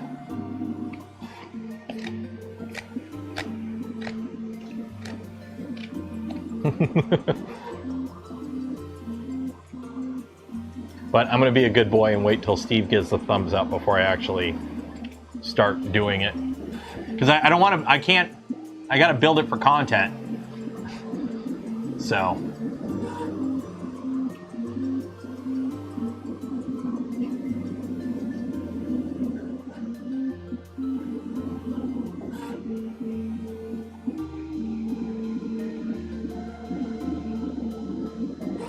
Is this Pedgy? No, this is PLA. No, this is Patrick. Who buys Japanese CNC machines? A lot of people. We had a bunch of them in the shop I worked at. They make very solid machines.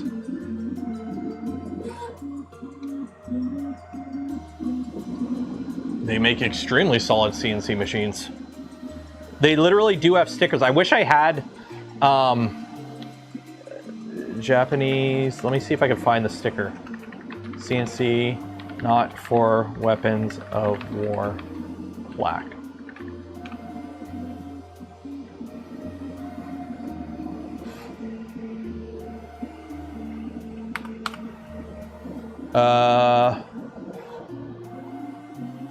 Trying to find.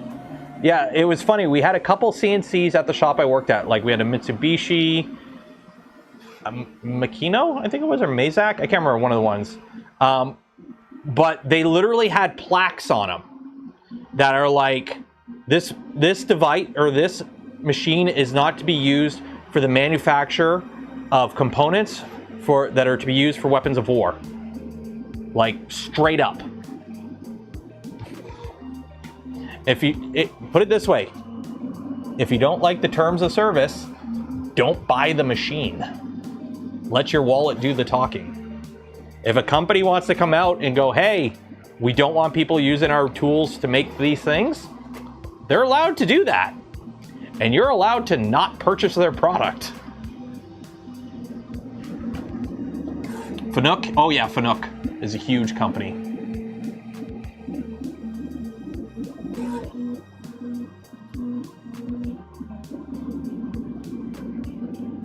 DMG Maury's. DMGs are awesome. We had this stupid machine, our company, oh my God. We had a CNC machine. We bought one. It was horrible. It kept breaking down all the time.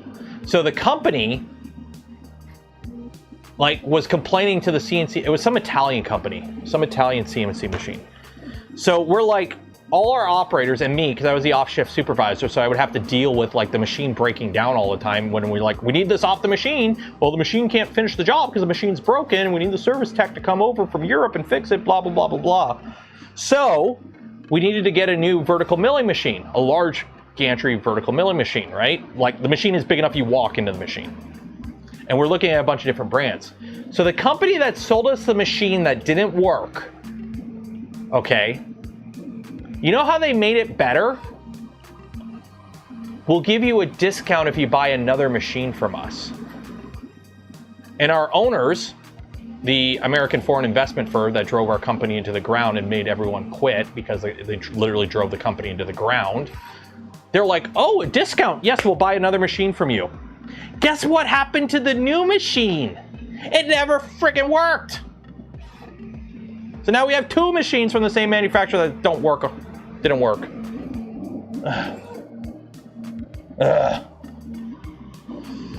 Corporate. Well, we got a discount on it and an extended service package that we only had to pay half of. It's like, why didn't you buy it from this company? We have 4 of their machines. They all work great. Well, they didn't give us a discount because they don't deserve a discount because their machines are worth it.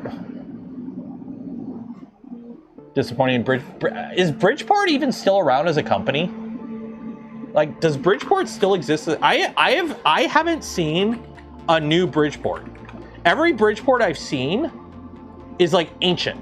No, Bridgeport still exists, but do they still make vertical? Oh, they still make vertical milling machines. They still make Bridgeports. I see a lot of first. The shop I worked at, a couple other shops I've been to, and the school, the college when I did my apprenticeship program, they all had a lot of first branded, which are like Chinese vertical milling machines, and they're fine. As long as you have a DRO on them, they're fine. It's just using a clapped out Bridgeport without a DRO and trying to machine stuff accurately. No. You want that DRO on it.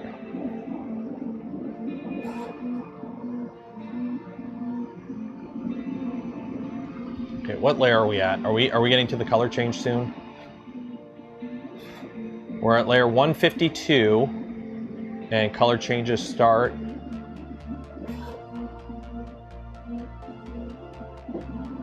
at 177. Getting there. Work assembled. I wish I had a Bridgeport. I would love to have a Bridgeport. I will tear out a wall and move shit in this garage to fit a Bridgeport in here if I could. I don't have 3-phase power, so that's a bit of a problem. But you can make it work without it. I would love a Bridgeport. I would love to have a Bridgeport. I half the reason I don't use the CNC machines I have is because I can't wrap my head around CNC. I'm a manual machinist. I need my knobs and my gears, and I need to feel the machine. Like, you want to know how many rip'ems you need to cut something? I don't know. I just go off of vibration and sound while I'm cutting. If I need to ramp it up, or if I need to feed more or feed less, it's all vibes. Manual machining is vibes, and that's how I machine, and I like it. Is the table... No, the printer's on really gummy anti-vibration feet. So, yes, the printer moves, but the printer moves because it's supposed to move. I have 220 volt out here, but it's 2-phase.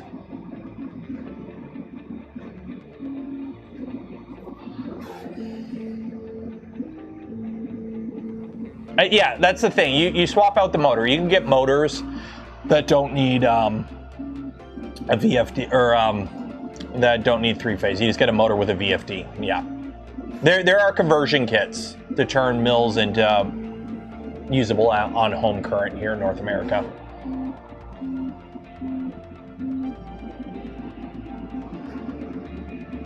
Training on a Bridgeport, doing chassis fabrication for automotive. Nice.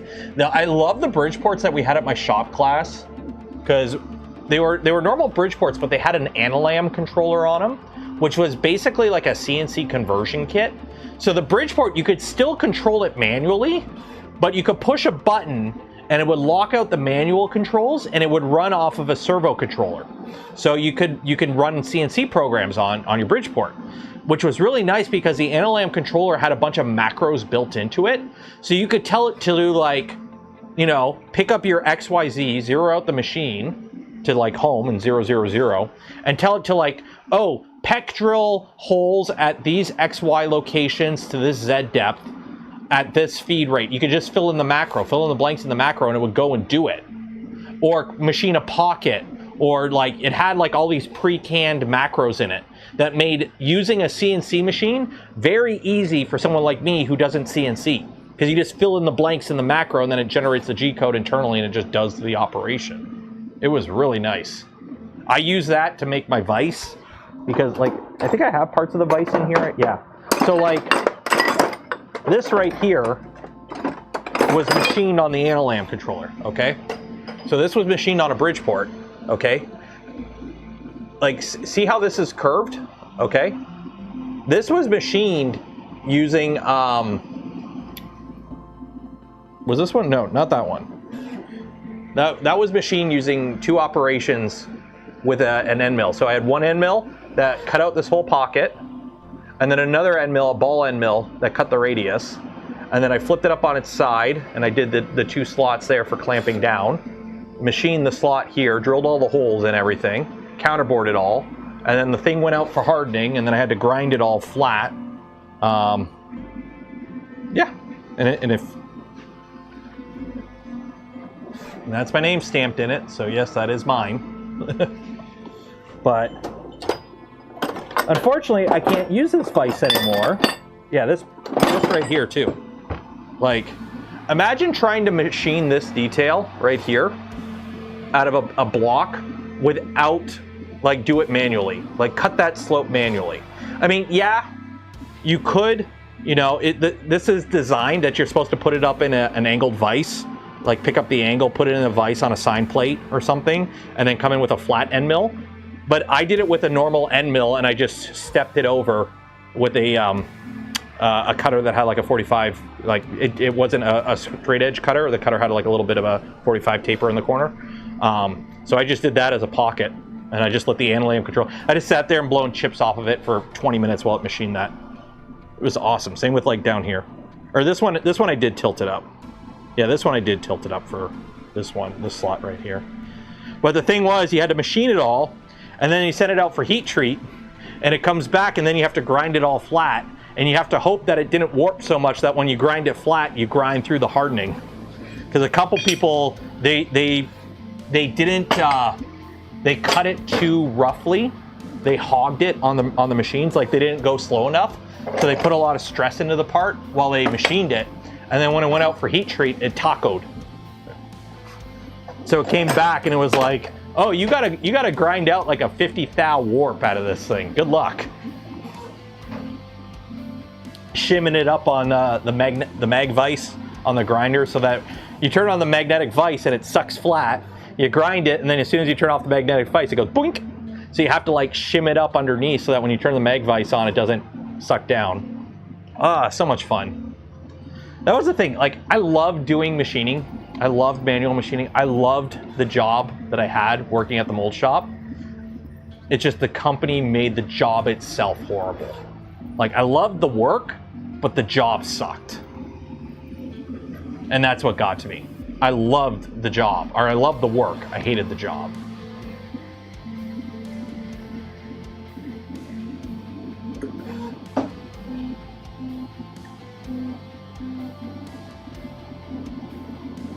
Angle grinders need their own building. They are dirty. Our shop was very nice to us and didn't provide us with extraction. The college had them all nice on these vacuum systems that sucked all the... Oh, we got a tool change. The shop I worked at was really nice. They had a system for sucking up all the exhaust and all the grit. The shop I worked at, they just kind of told us to F yourself and wear a mask if you were grinding. The spools are sliding? Are they sliding? What's going on? The spools are fine.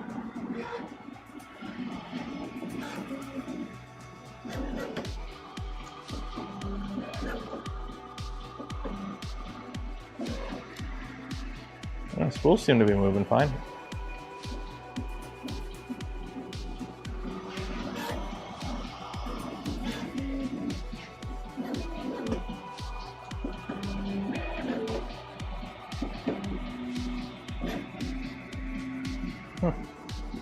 You don't need long. Exactly. See, what you do is you smoke your cigarette while you grind, and you use the filter from the cigarette to filter out the metal grit from the grinder, right?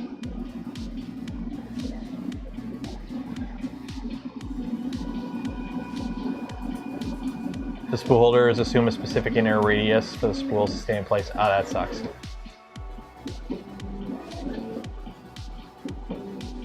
Can't see the tool change.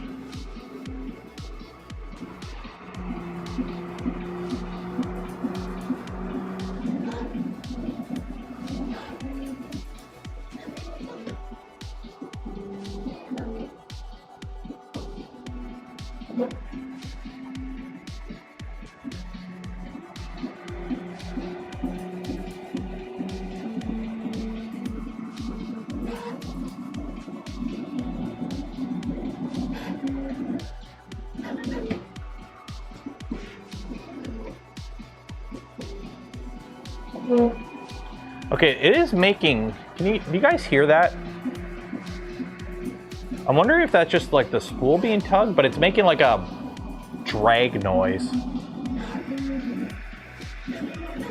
Like it's not shifting. We're not layer shifting or anything, but it's making a like noise.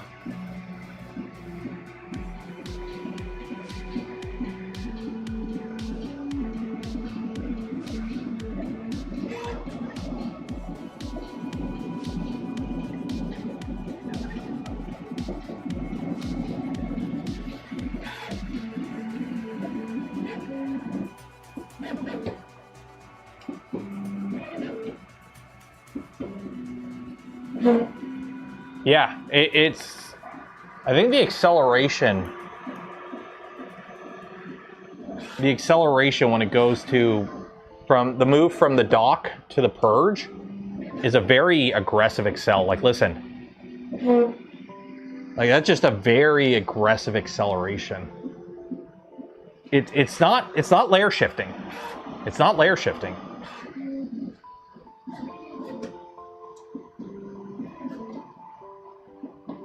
10,000 Excel for travels, 500 for travels. I'm going to drop that to 400.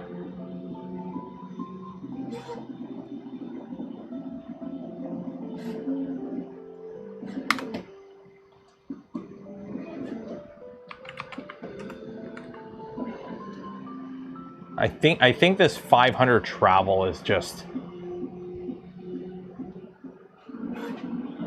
like it's not affecting functionality. It's not affecting functionality. It's just annoying. It's just ready. Okay, it's good there. I don't know. Maybe there's a break-in period, like metal on metal. It's not metal on metal.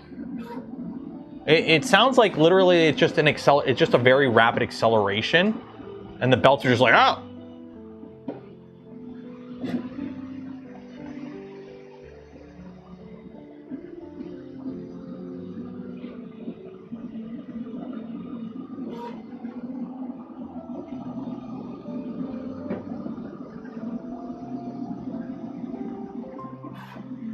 Like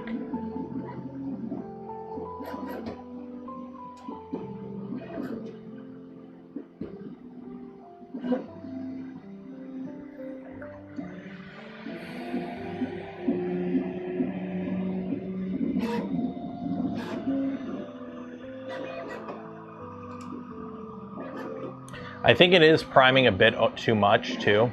I think the stock prime values are a little overkill. But they are definitely nowhere near what an MMS purge amount would be, so. Stepper motor harmonics. Yeah, it's just something, that's why I'm saying it's just a very rapid acceleration. It's just a motor going, oh shit! So.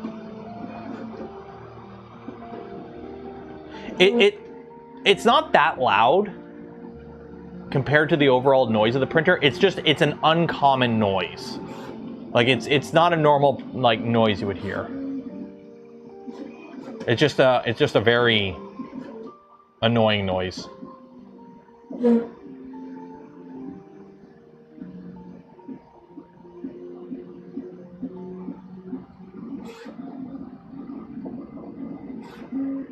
Put some. I mean, they didn't give me some white lithium. They did give me some white grease here. But I mean, like, you can't pack the bearings with the bearings on the rod.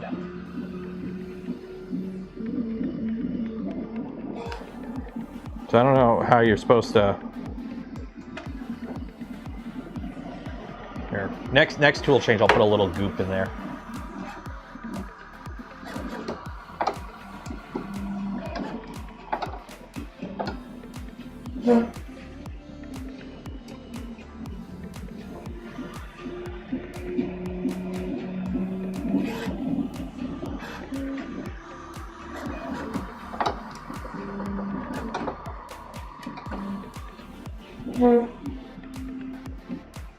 I gotta fill this up again? Oh shit, I gotta fill this up again.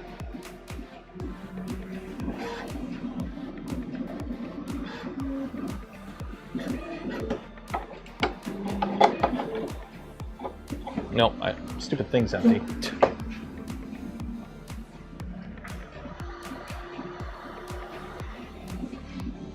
Ah, screw it, we'll do it the YOLO way.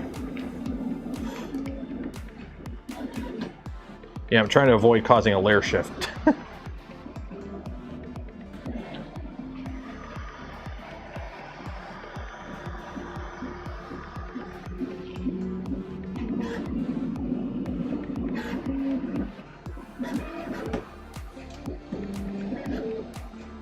And trying to avoid getting it in the bearings too.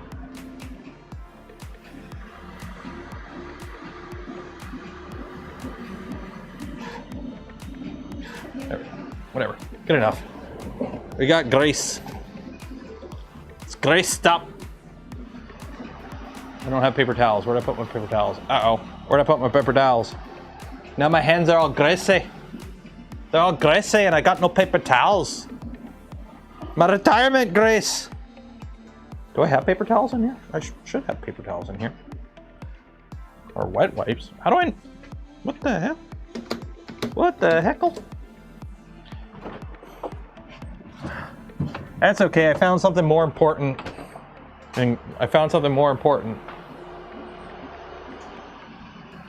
Alcohol. Grease me up, woman! Okie dokie. Yeah, I don't know where my paper towels went. Oh well. Do as I say, not as I do.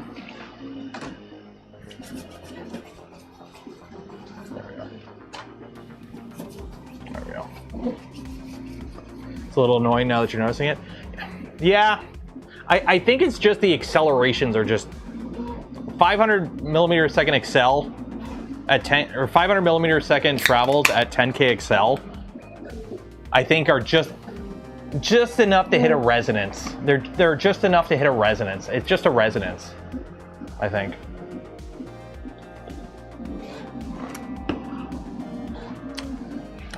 Tonight we're drinking Sleeman Clear, low-calorie beer, because I'm on a diet. Yeah. Creator 5 Pro. The only real difference between this and the Pro is the Pro is enclosed and has a chamber heater, right?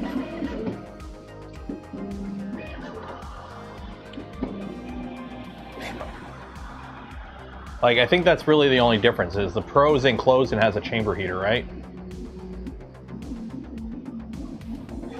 Pretty much, yeah. Okay.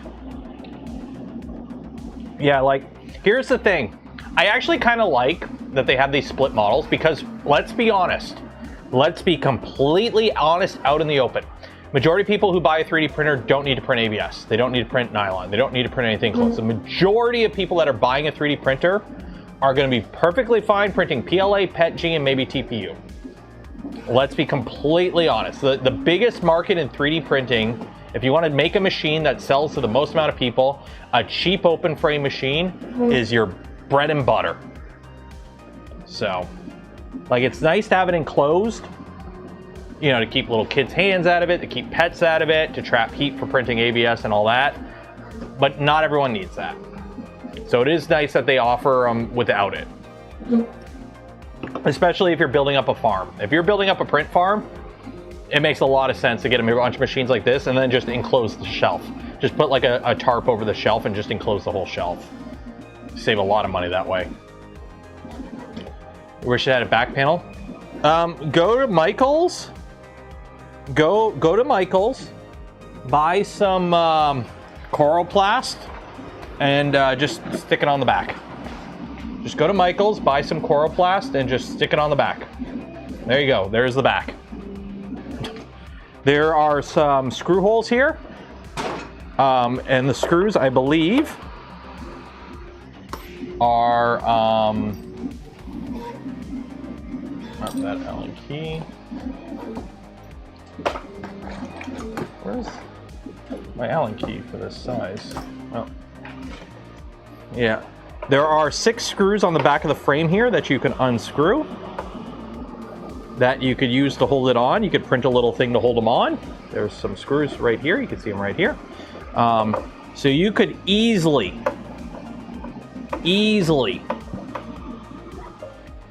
put something across the back here. You could easily cover up the back of this. But you leave it open so you can just get your air gun and you just blow all the crap out the back.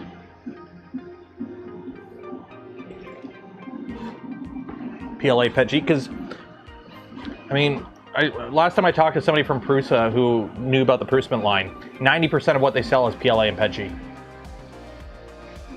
Like 90% of filament sold is PLA and PET G. So it would make sense that a machine that's designed just to print that stuff would be perfectly fine. How's the print quality? Print quality is fine. Print quality is fine. Here's the thing, it's a modern 3D printer. Modern 3D printers have been able to print good for years. Like, it is odd when a modern printer doesn't print good. Like, I don't know. Here's a Benchy. It looks like a Benchy. There you go. It looks fine. It's a Benchy. It's a plastic boat. Although I will say, it is actually nailing that overhang on that Chameleon. That Chameleon has a pretty gnarly overhang right at the start here. And so far, it is nailing that.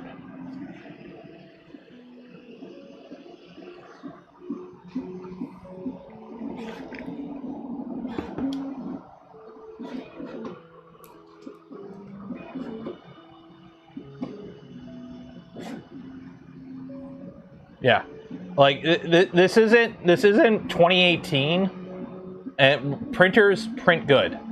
Like, if a printer comes out today and it doesn't print good, end of line. There's no point in looking at it further. So.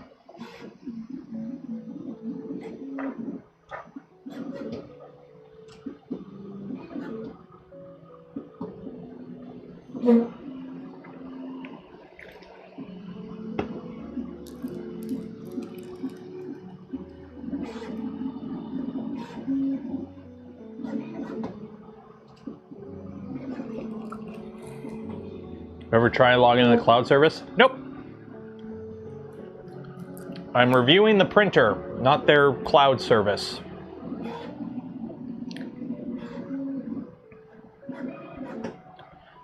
Full disclosure, I have nothing against cloud services, but I am not signing up for every cloud service that every company offers and waiting for one of them to have a data breach and compromise my whatevers, my email, my whatever. It gets really annoying really fast when you have like when you review stuff like this, and like every company has to have their own special login, their own email. Oh, they got hacked, but I'm just not dealing with that shit. So.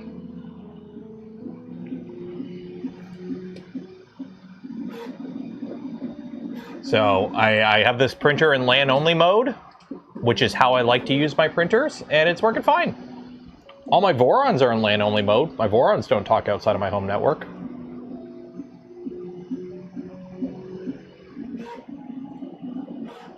It's difficult to find ABS in certain colors. That is one nice thing with Polymaker.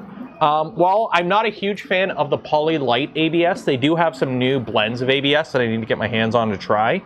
And if you haven't tried out Polymaker before, just a heads up, if you use the Polymaker affiliate link below, the /Canuck one, and you've never ordered from Polymaker before, you'll save 15% off your first order. So check them out below.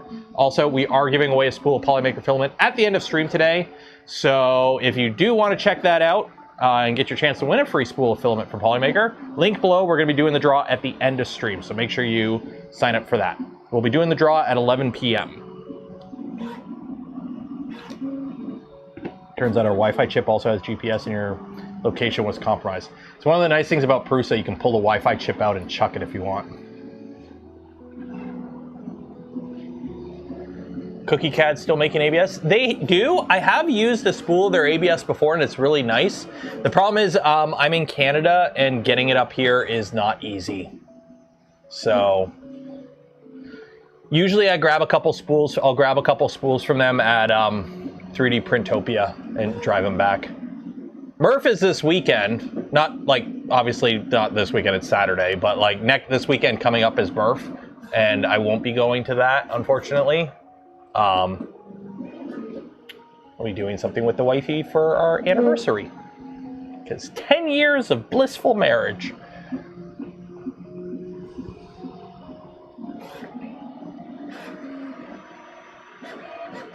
So we do have ever slight amount of wisps, but they are not bad at all.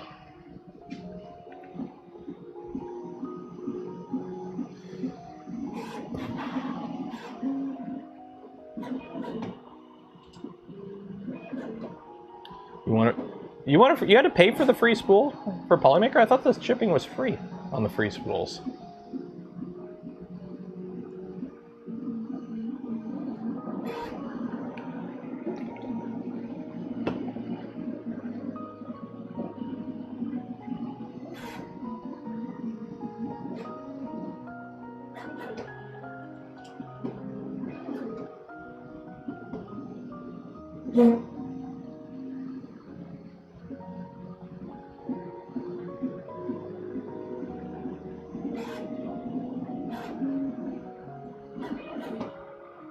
ABS, Polylight ABS seems brittle.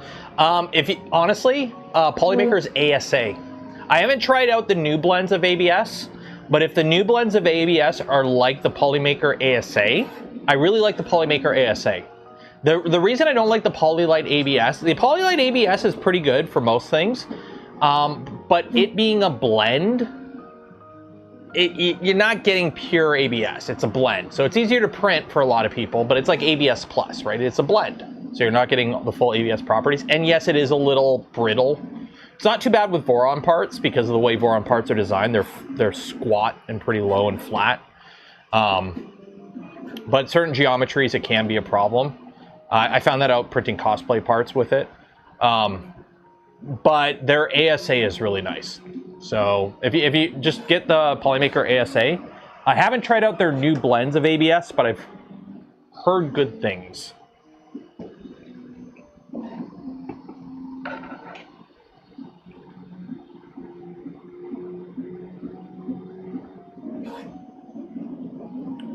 It's amazing how many things have a Wi-Fi.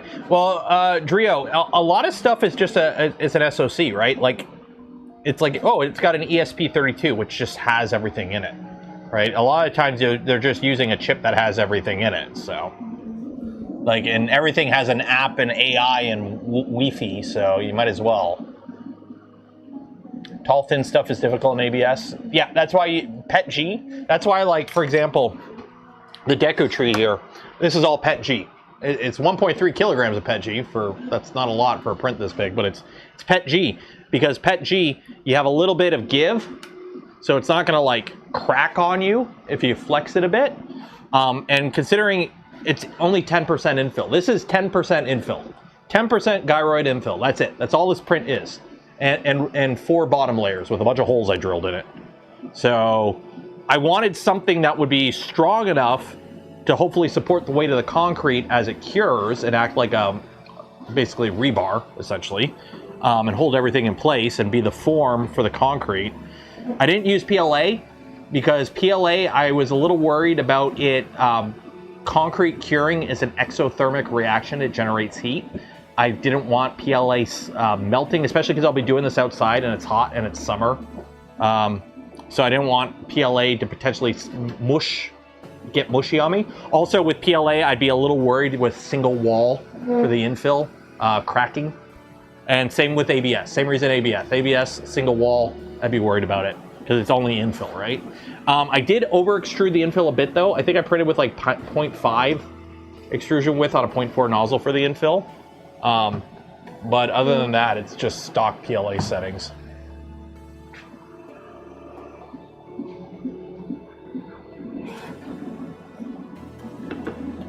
A voxelized deco tree. It's a deco tree printed just infill. It's an only benchies infill.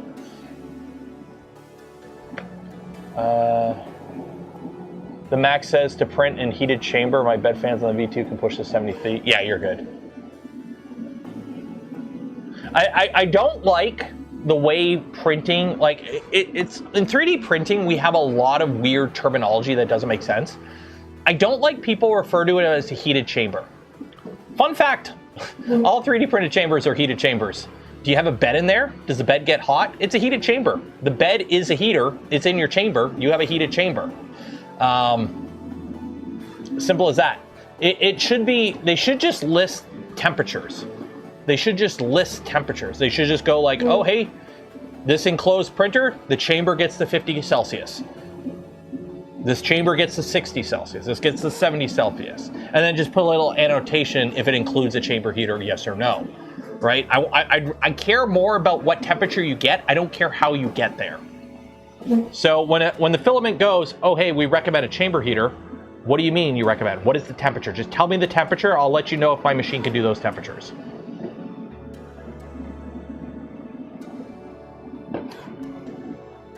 Like, you would be surprised what you can get out of a printer with a 400 watt bed with a couple fans blowing on it and a properly enclosed chamber.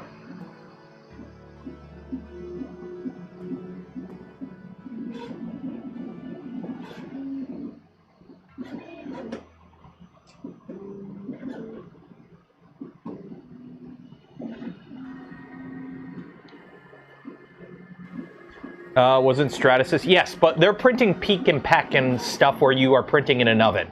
When your design method is design an oven and then put a printer in it, you can get around making the heated bed because the heated bed is in a flippin' oven.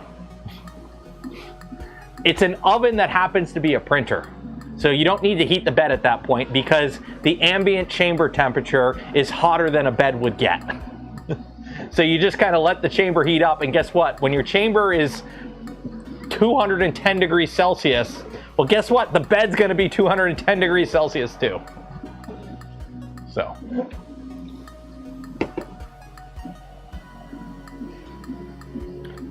I haven't used PCTG yet. I have some cope. I have some copolyester I haven't played around with, but I do have some.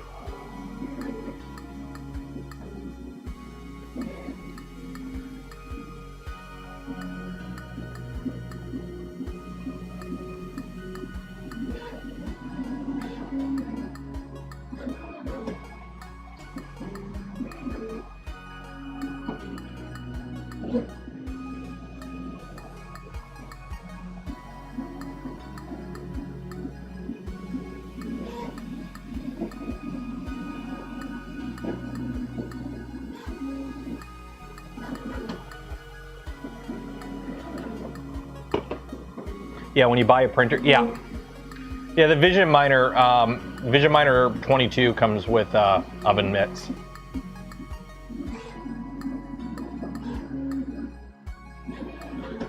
Did I rebuild the gantry in the Venture XL? Not yet. I just have it tuned so that I have to preheat the chamber before I print with it. Need more tool heads melting? I know.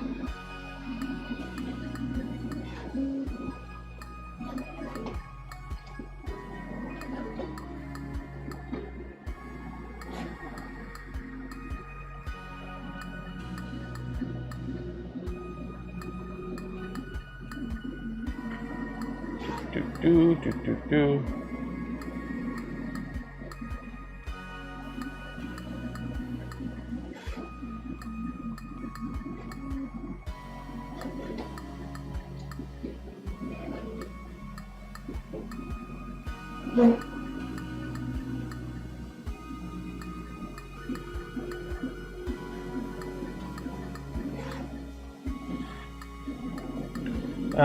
changer printers. Index. I am still very excited for Index. Can't wait to get my hand on one and rebuild my Trident with Index. Outside of that, I'm really excited to try the U1. I'm having a good experience with the Creator 5 so far. Full disclosure, I'm having a good experience with this printer so far. I have the U1 on the ground, which we're gonna be unboxing this week. Probably on the Friday stream, and then we'll probably do the same thing. We'll unbox it on the Friday, get it up, do a test print, and then on the Saturday we'll do we'll print this chameleon again, essentially. And then the Sobol, hesitantly excited for. Just for the fact they're doing it on Kickstarter, but Sovol's been pretty legit so far, and they've been very vocal about supporting open source. So Sobol and Snapmaker have been like, they've been pretty chill in my book. Like Sobol and Snapmaker, when it comes to like supporting the open source community and whatnot, and being all in on that shit, those two companies, they got gold stars in my book so far. Yeah, the Creality Clitic. If it comes out and it doesn't suffer from the Creality curse of having every third model being a lemon, we'll see. But yeah, the Clitic from Creality, it's got to be reliable and it's got to not be a lemon. Like so many times Creality comes out with a new machine and it's a lemon.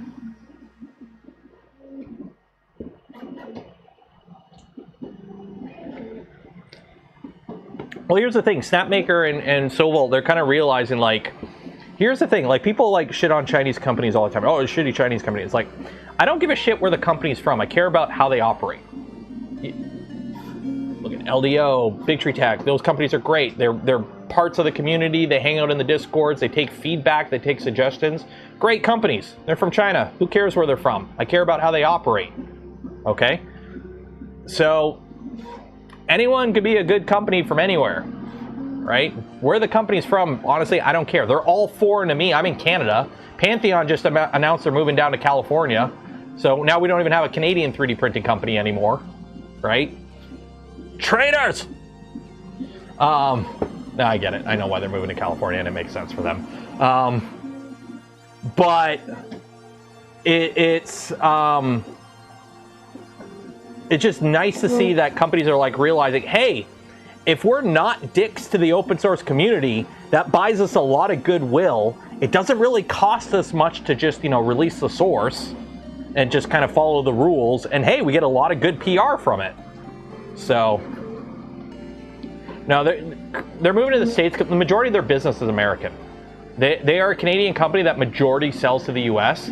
And because of the whole issues with the current regime in the American country that's south of me, it's actually like, I don't know if it's like for survival they have to move to the States, but like it makes a lot more business sense for them to be set up in the States than it does for them to be set up in Canada. Simple as that. Today is Friday. Yesterday was Friday in California. So yeah, they're moving to the Cali. So it makes sense. Like, I knew it was going to happen. I knew this was happening a while ago, but it makes sense for them. Like, the majority of their business is American, and them making it in Canada and then shipping to the States and having to deal with all the who knows what tariff today kind of bullshit. It just makes sense for them to be set up in the States, especially with who their majority customers are. So, sometimes you gotta do what you gotta do for the good of the company.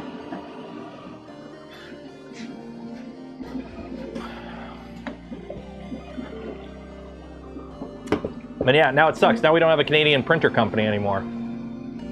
So, shit. I'm gonna have to start selling borons or something, so at least we have one Canadian 3D printer company.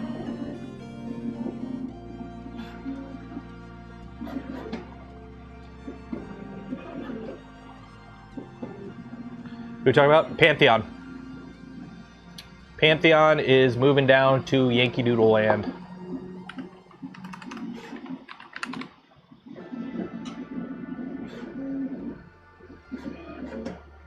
I don't know if they've announced it publicly yet, but I did get an email from them, so I'm assuming if I got an email from them, it's public.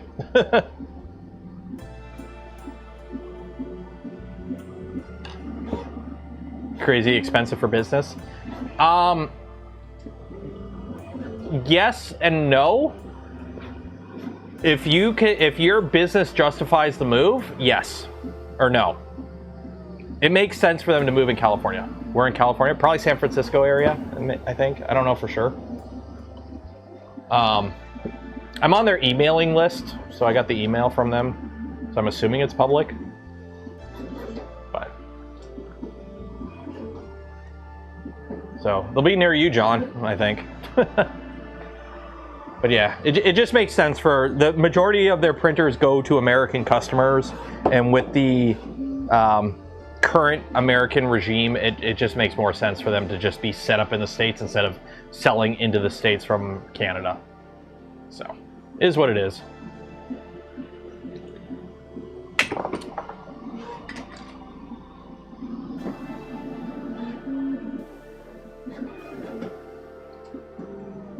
Because they're going where the business is, simple as that.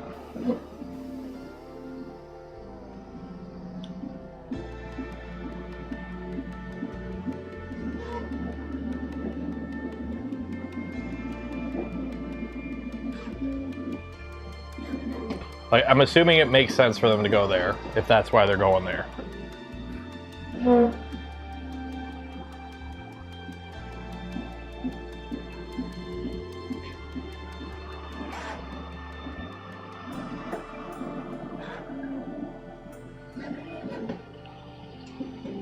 Cheaper land? I mean, they don't need a lot of land. They need an office, and like they need like a I don't know. I'm not a business guy, but like I don't know. Curious with the legislation going on. They don't sell printers to people. They sell printers to businesses and government entities. I don't think the laws concern them or their customers. I know more. I can't really go into it too much, but let's just say who's buying their printers don't care.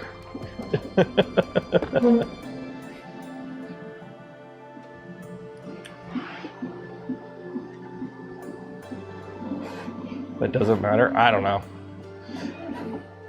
Go to Texas. Texas is horrible.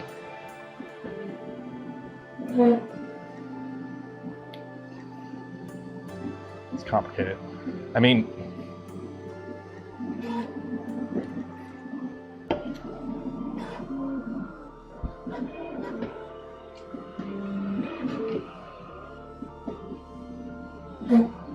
Masher is like bitlets. Yeah.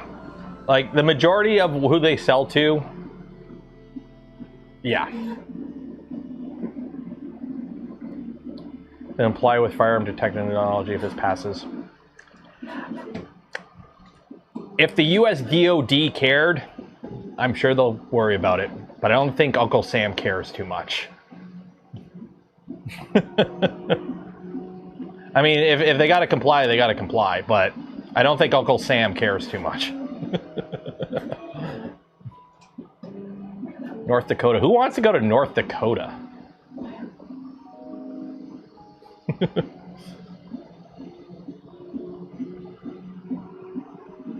Contact Oil Stick at Slant 3D. They will pay you to talk about their product. I don't know who Oil Stick is. I know Slant 3D. Dude seems chill, but he gives me way too much tech bro vibes. But he seems chill. But he gives me very much tech bro vibes.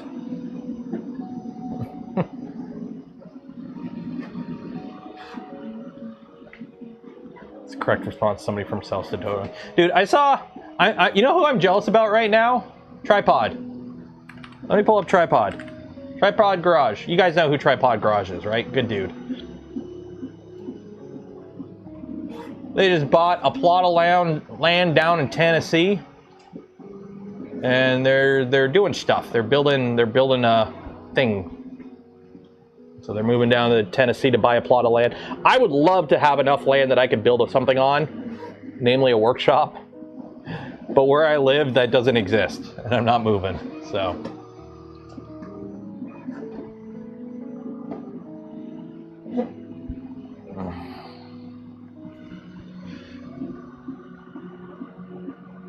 There's more than running a business in taxes and red tape. Being able to hire the best people, being near suppliers. Exactly. Like so many people, like somebody's like, "Oh, land's so expensive." They rent out 1 floor of an office building. That's it. They just need to have a loading dock.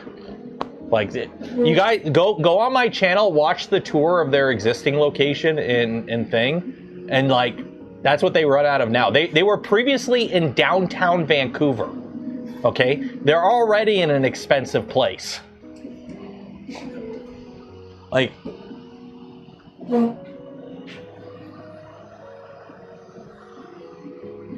where do I live? Southern Ontario. Look at a map of Canada.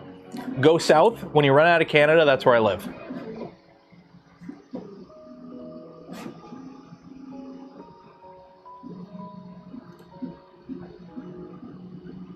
Like, if you don't believe me, the other day I went for a walk. This is like an hour from my house. See down here? That's where Canada ends. This is literally the end of Canada. You can't go further south in Canada than this strip of land.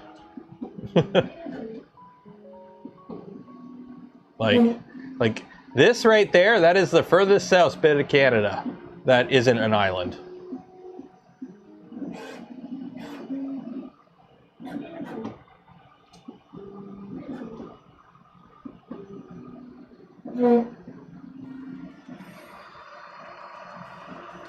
Yeah, this print's going pretty good. We're not getting any bleeding, which is good, which is to be expected with a tool changer. Where is Dorset?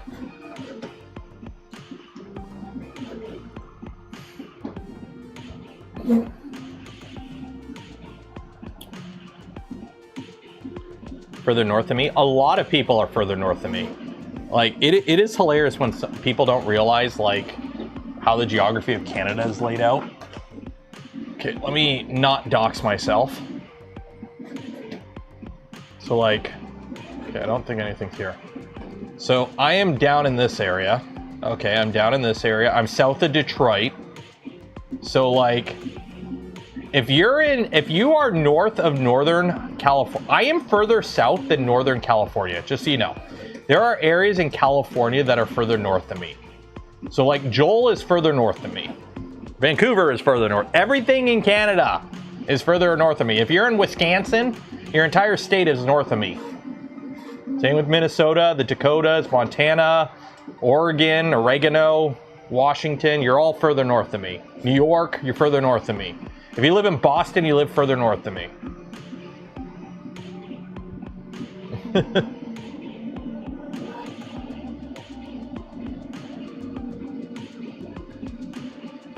And then don't forget, in a little over 20 minutes, we're going to be doing the giveaway. So if you haven't entered for your chance to win some polymaker filament, link in the video description. Enter for your chance to win. While you're down there, don't forget to like the smash button, ring the bell, subscribe if you're not subscribed. And if you want to help support the channel, the content I create, and the things I do, consider becoming a channel member, Patreon supporter, or if you're really cool, gifting memberships to others. If you're a channel member, you get access to members-only streams, early videos, and extra channels in the Discord.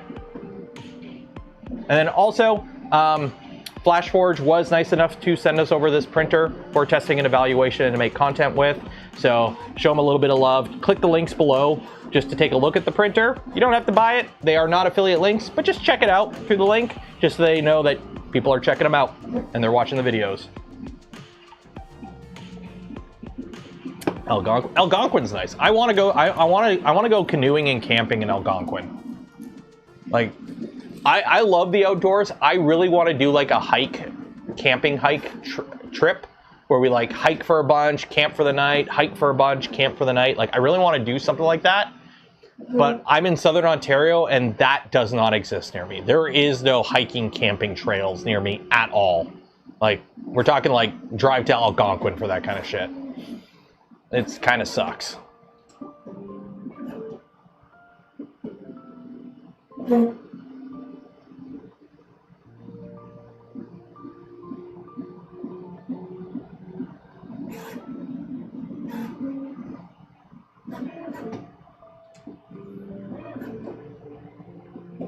The top of Ontario. Oh yeah, once you get like Canada population density map.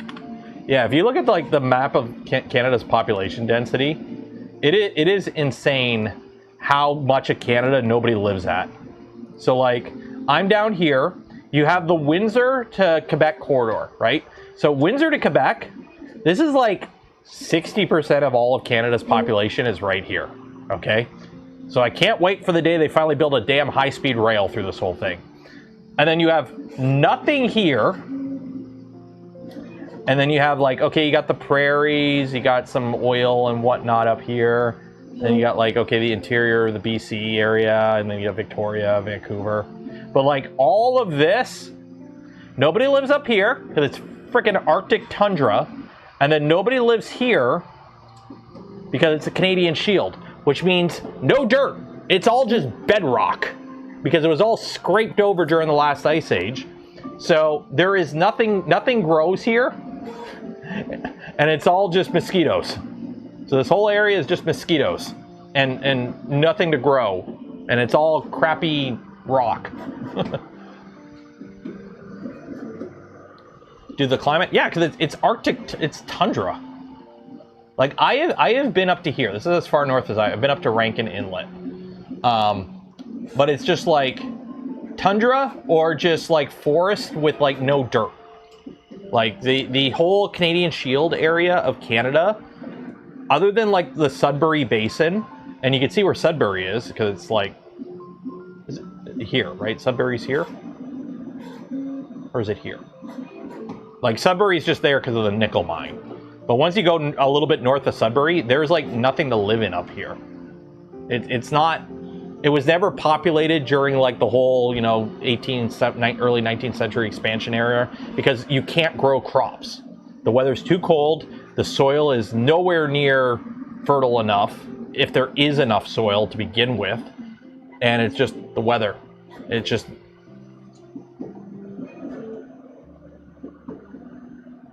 3 meters down. Well, the problem they have up here, you go up further enough, you have the frost line. Yeah, it's permafrost, but all the permafrost is melting. So like all the buildings are sinking now because they built them into permafrost for the foundation, which isn't permafrosting. Yeah, where is Sudbury? Sudbury map. Oh, Sudbury's up here. Yeah, Sudbury's here. Yeah, it's not over here. It's over here. So the Sudbury Basin. And the nickel mine, which, fun fact for those that don't know, Sudbury is an impact crater. Sudbury is an impact crater. So, yeah, that nickel mine is crazy. Like,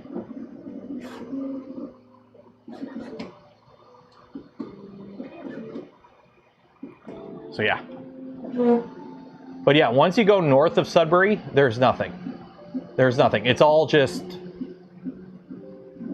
nothing. Like, you can't live here. You can't live here. There's nothing. It's just taiga. I think the term is taiga is the proper term.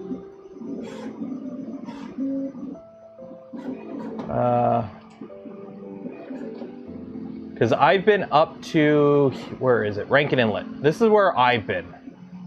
I spent a week up here in February during an Arctic warfare exercise. And yeah, I lived in these hangars right here. So yeah, this is beautiful. Good old tundra.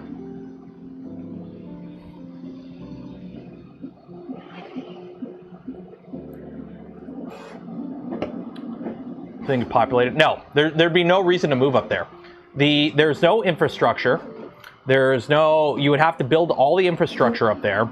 The building buildings is annoying because it's either permafrost that's melting or you're right on bedrock with no, there's no dirt.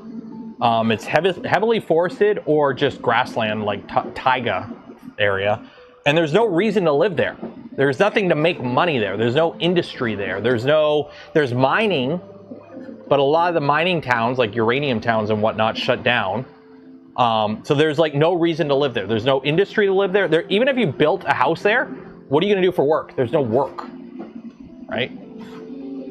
So.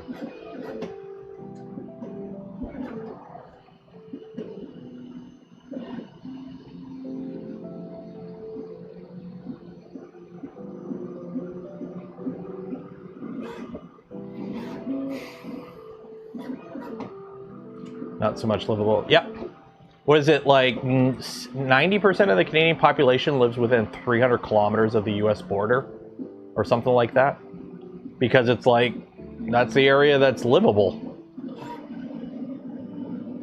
Visit the tundra again? I've been to the tundra. I've been to the Arctic. Shit's cold. I have done the whole Arctic living thing. It is here. I have done the whole living in the Arctic thing. Here, let me just make sure I don't have any pictures in here that I can't show. Yeah. Like 10 people sleeping in a tent like this. This is on ice, by the way. There's me. That's the view out of the front porch of our tent. And a nook shook in the middle of Rankin Inlet. There's me with me gun. Beautiful nothingness. There's me without a beard. This was 12 years ago. This is probably the only time you'll ever see me without a beard, because the last time I shaved was the day I quit the army. There's me with frozen eyelashes. I think that was Sudbury that we flew over there. There's, I don't know, a bunch of us walking around. We had to drag these sleds everywhere we went. So you had 10 people, 2 sleds per 10-person section. Northern Lights. This is how much a case of Coke cost. This was in 2014, by the way. So it was $40 for a 24-pack of Coke. 10 people in the tent. By the way, you do leave your GAT outside at night, because if you bring it inside the tent, the freezing metal will condense moisture on it and it will freeze. So you literally leave everything outside, even your parka. That's a narwhal tusk.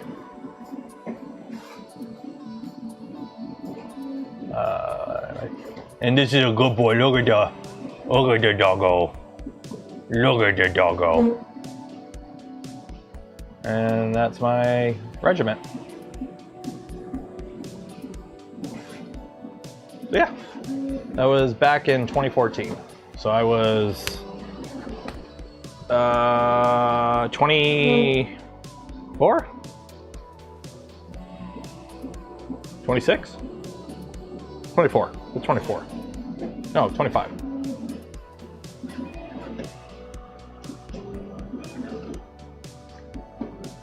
It's 20. Oh, it's 20, 26, 27. I don't know.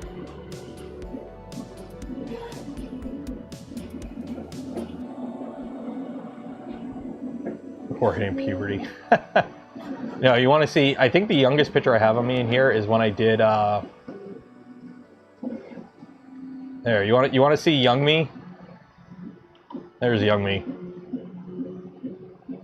I was 21 in this picture, I think.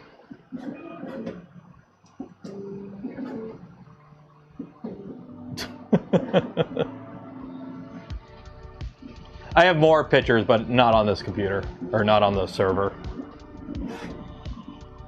No one test is actually tooth. It is. We got 13 minutes, so we're doing the giveaway.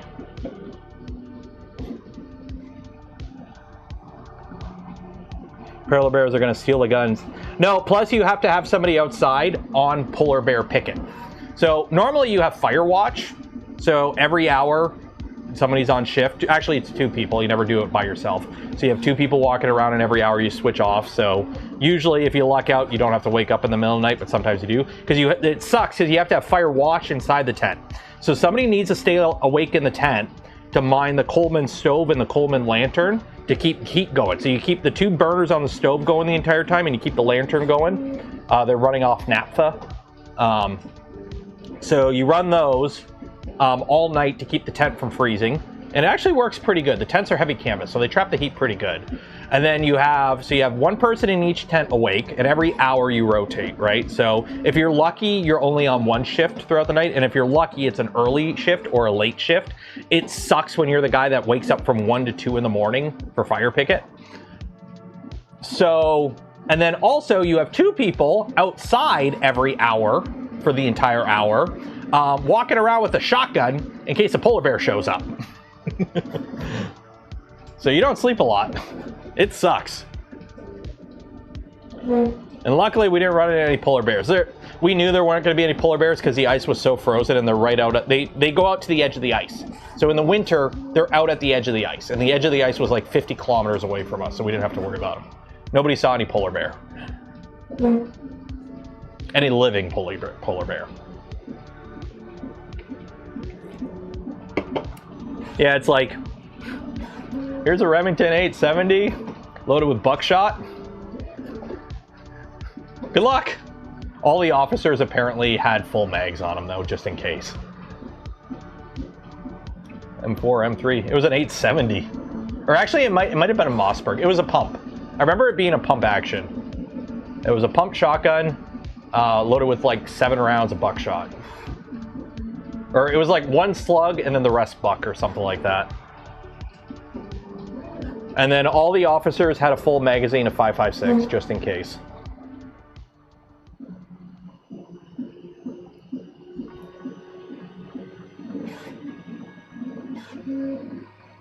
Rather have it and not need it. Exactly. Honestly, the scariest thing we were worried about was the night that we slept on the ice.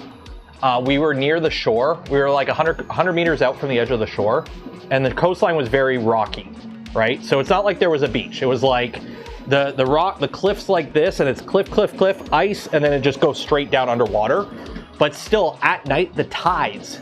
So the ice would crack at night, and it sounded like Star Wars blasters. It was the weirdest sound in the world, the most unsettling sound in the world, and you're hearing it all night as the tide comes in and comes out. And then you wake up in the morning and you step outside your tent, and there's like a 3-foot wide crack in the ice that goes down like 6 feet. And you're like, that's there. Our tent is there. That was close. So the biggest thing we were worried about is somebody falling through the ice. But the ice was so thick, you would have had to you had a better chance of falling into a crevasse, which would have been much more of a problem if we had gone up a week earlier, because it was super windy and blowing snow the week before. So a lot of the crevasses filled in with like light fluffy snow. And I guess some of the locals did fall into a crevasse, and like one guy had gone missing.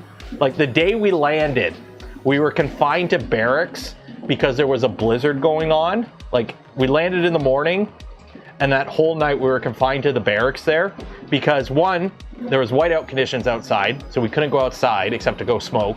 And like literally they made us hold on to a rope while we smoked outside. And then two locals had gone missing, and they were doing an active search looking for these guys who had gone missing hunting. They only found one of them. The other guy just gone. They never found him. And they're like, okay guys, go have fun on the ice for a week. And we're like, oh, this is great. That's how we're starting. We were the southernmost regiment in Canada. We were the only regiment to go the entire exercise without a cold weather casualty, either from surprisingly heat exhaustion was actually really common, frostbite, or a lot of people got sunburns. A surprising amount of people got sunburn or windburn on their face.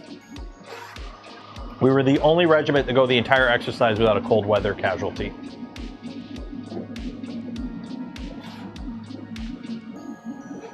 Any Alien ships beneath the ice. There were these Norwegian guys that were yelling at us in Norwegian about something about a dog, but we just let them be, and they kept on doing their thing.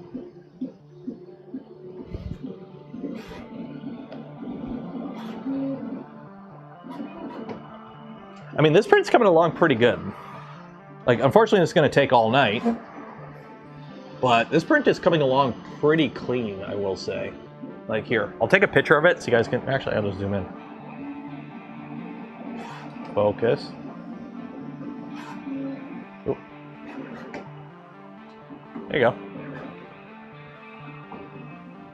That looks pretty good. This is why I like camcorders. If you wonder why I like camcorders for like the overhead and the mobile camera, camcorders have parafocal zoom. So you can zoom in on stuff and you don't lose focus usually. So you can like zoom in and get like really focused on stuff. You got it, come on. There you go. Am I getting closer? Enhance. No, that's as close as I can get. I mean, that's not bad. This is how far away that camera is. Woo. There we go. That's not bad. That's not bad at all. Look like Kurt Russell? Maybe? He had this weird cowboy hat on.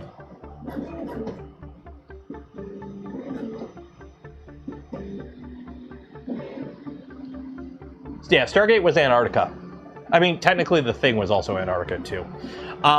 One thing I will say probably over the U1, I do like how all 4 spool holders are on the one side. It just makes packaging a lot easier. Because you could put something right up against the side now. The U1 with the spools on both sides, it needs to be wider because you need room for the spools, and then you also need room to get the spools on and off. So having them all on one side, you only need the extra width on one side. This, you can have stuff almost pretty much right up to it. There is a vent here, but I do like all the spools on one side. I do like that. Now, to be fair, the spools stick out. They stick out about half a spool width from the side. So if you're looking at this printer from the side, so you're looking at the printer from the front, but it's like literally, oh, I can't, that camera don't work. It's like this. So like half the spool is sticking out, right? So the spools are like this. So half the spool is sticking out in front of the printer and behind the printer. So that part is a bit annoying. I mean, it'll fit on a 24-inch desk, no problem. But on the U1, they're more in line, so they don't stick out the front or the back on the U1. So it's kind of like potato, tomato, pick your poison for how you want your spool management. The new Stargate got canceled. I'll be honest, I don't think Stargate would work. Stargate, I'm referencing SG-1 because that's the one I watched all of. I have watched Atlantis and I have watched Universe, but that was like, I watched them when they were new and I haven't like rewatched them, where I have rewatched SG-1. Stargate works when you give them time to vibe. You need to give like most of the best Stargate episodes are episodes in a bottle, right? Just standalone episodes where they just kind of explore a concept. Sometimes it works, and it doesn't, and sometimes it doesn't work. But they're allowed to have these little episodes in a bottle that just kind of do their own thing. The problem with shows nowadays, that's not how they make shows nowadays. You have 8 to 10 episodes in a season. If you're lucky, sometimes it's 6 episodes in a season. And then you don't have another season for 2 years, or a year and a half, or 3 years sometimes. Cough, cough, Severance. I was going to start watching Severance, and then I found out the next season of Severance isn't coming out for like another 2 years. I was like, well, fuck this. Pluribus. Binge watch Pluribus. I was watching that thing weekly, and now it's like, when's season 2? Oh, some point. Stargate don't work like that. Stargate, you need like 24 episode seasons. You need like 20 episode seasons. You need half the episodes to make no sense and just have fun. And you need that every year. And they can't do that. They don't do that anymore. Right? Like, I want my guys having fun adventures, exploring every imaginable planet in the galaxy, as long as that planet looks like it's about 30 minutes out of Vancouver. Okay? They can go anywhere in the galaxy. As long as the planet looks like it's about 30 minutes out of Vancouver.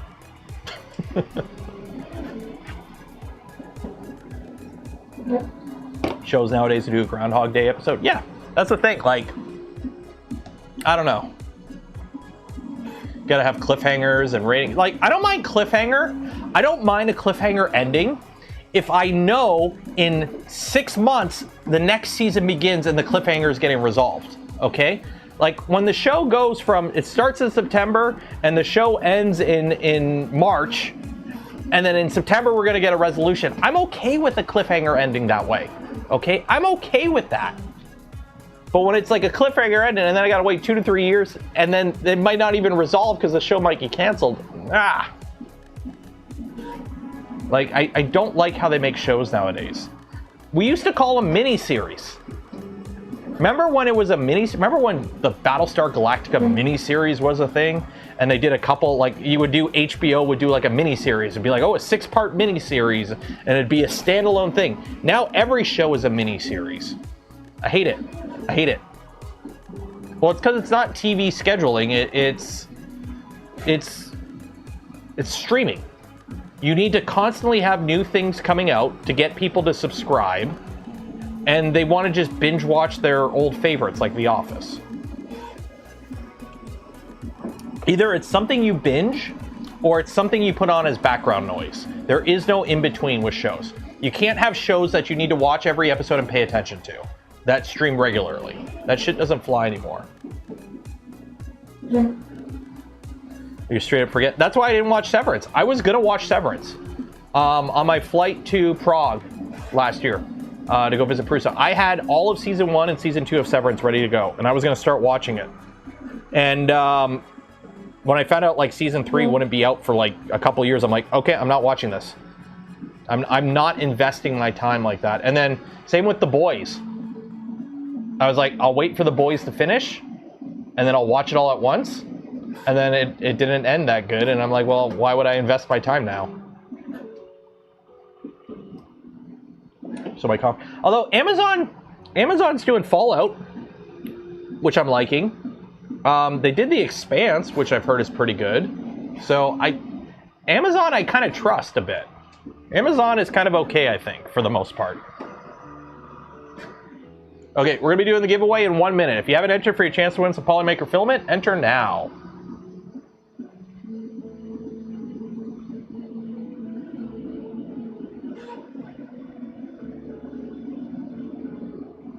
Was so bad. I know.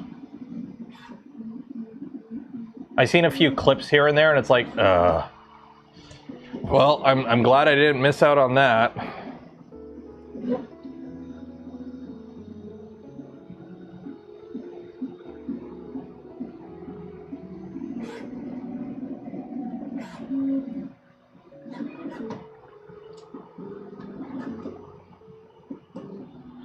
Like Fallout, Jack Ryan, Citadel, and Jack Reacher. I think Boys kind of went way off the rails, yeah. I don't know what happened with The Boys. It started really good, and then I guess, like, was it season 3? It all kind of started going downhill.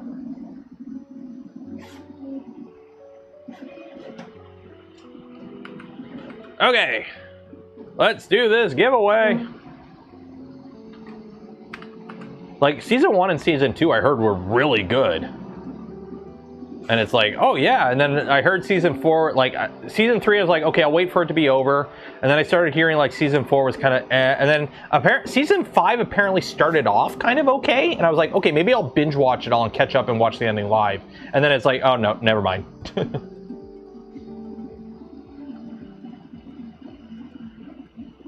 So, oh well. Okay, so we got 223 people. Random bots 223.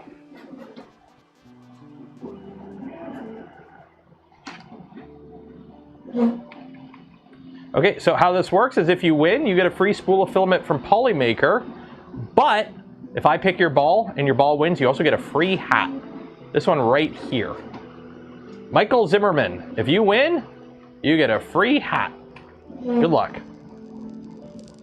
I mean, you also get the filament, but you can also get a free hat, too. Expanse was Amazon kept cutting. Although, to be fair, Amazon saved the show from cancellation, so it's like, do you want an ending or not? I kind of get that. Cream of botulism soup, taking the lightning path with the snipe. Yeah, it was canceled after season 2, right? And then Amazon kind of swept in and like, okay, we'll let you finish the show, but on a tighter budget or something like that, right? Track looks like it's out of control. I know.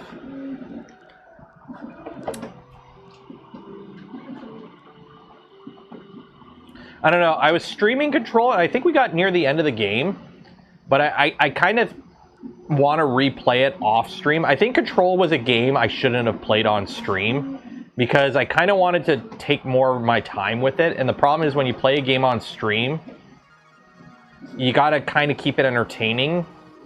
And like, I don't like sitting there and just kind of talking to the NPCs isn't the best content. So I might try and replay Control off stream to try and absorb it better. I just love how freaking trippy it is. It's like nothing makes sense, just go with it. It's like, okay.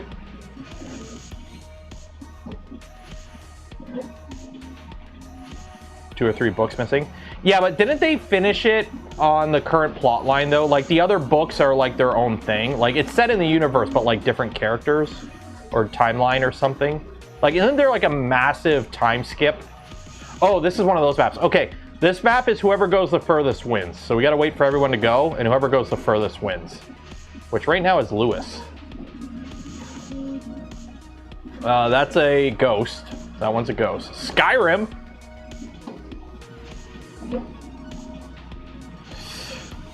Damn you, Todd Howard. You just can't let us get away from it.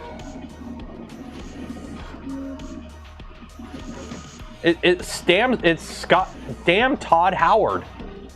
Just, you know, Skyrim's on every platform, including this damn filament giveaway.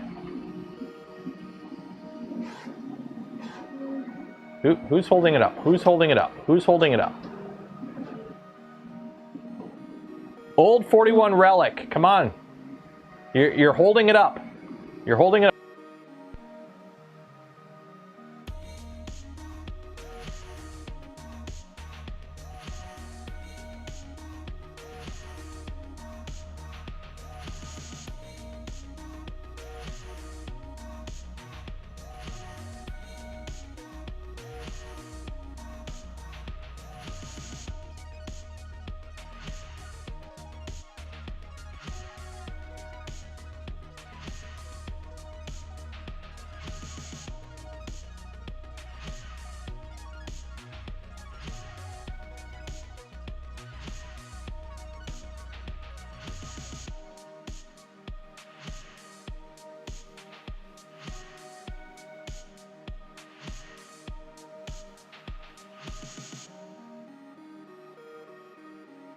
We good?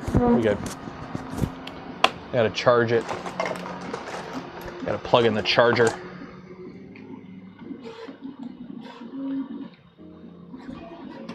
There we go.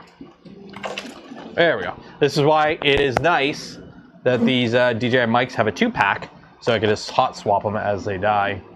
They do normally last more than the stream. Although I'm a little worried now, because normally they last the whole stream without dying, but the battery may have been died, so it might not have been fully charged when I started. So that's a possibility.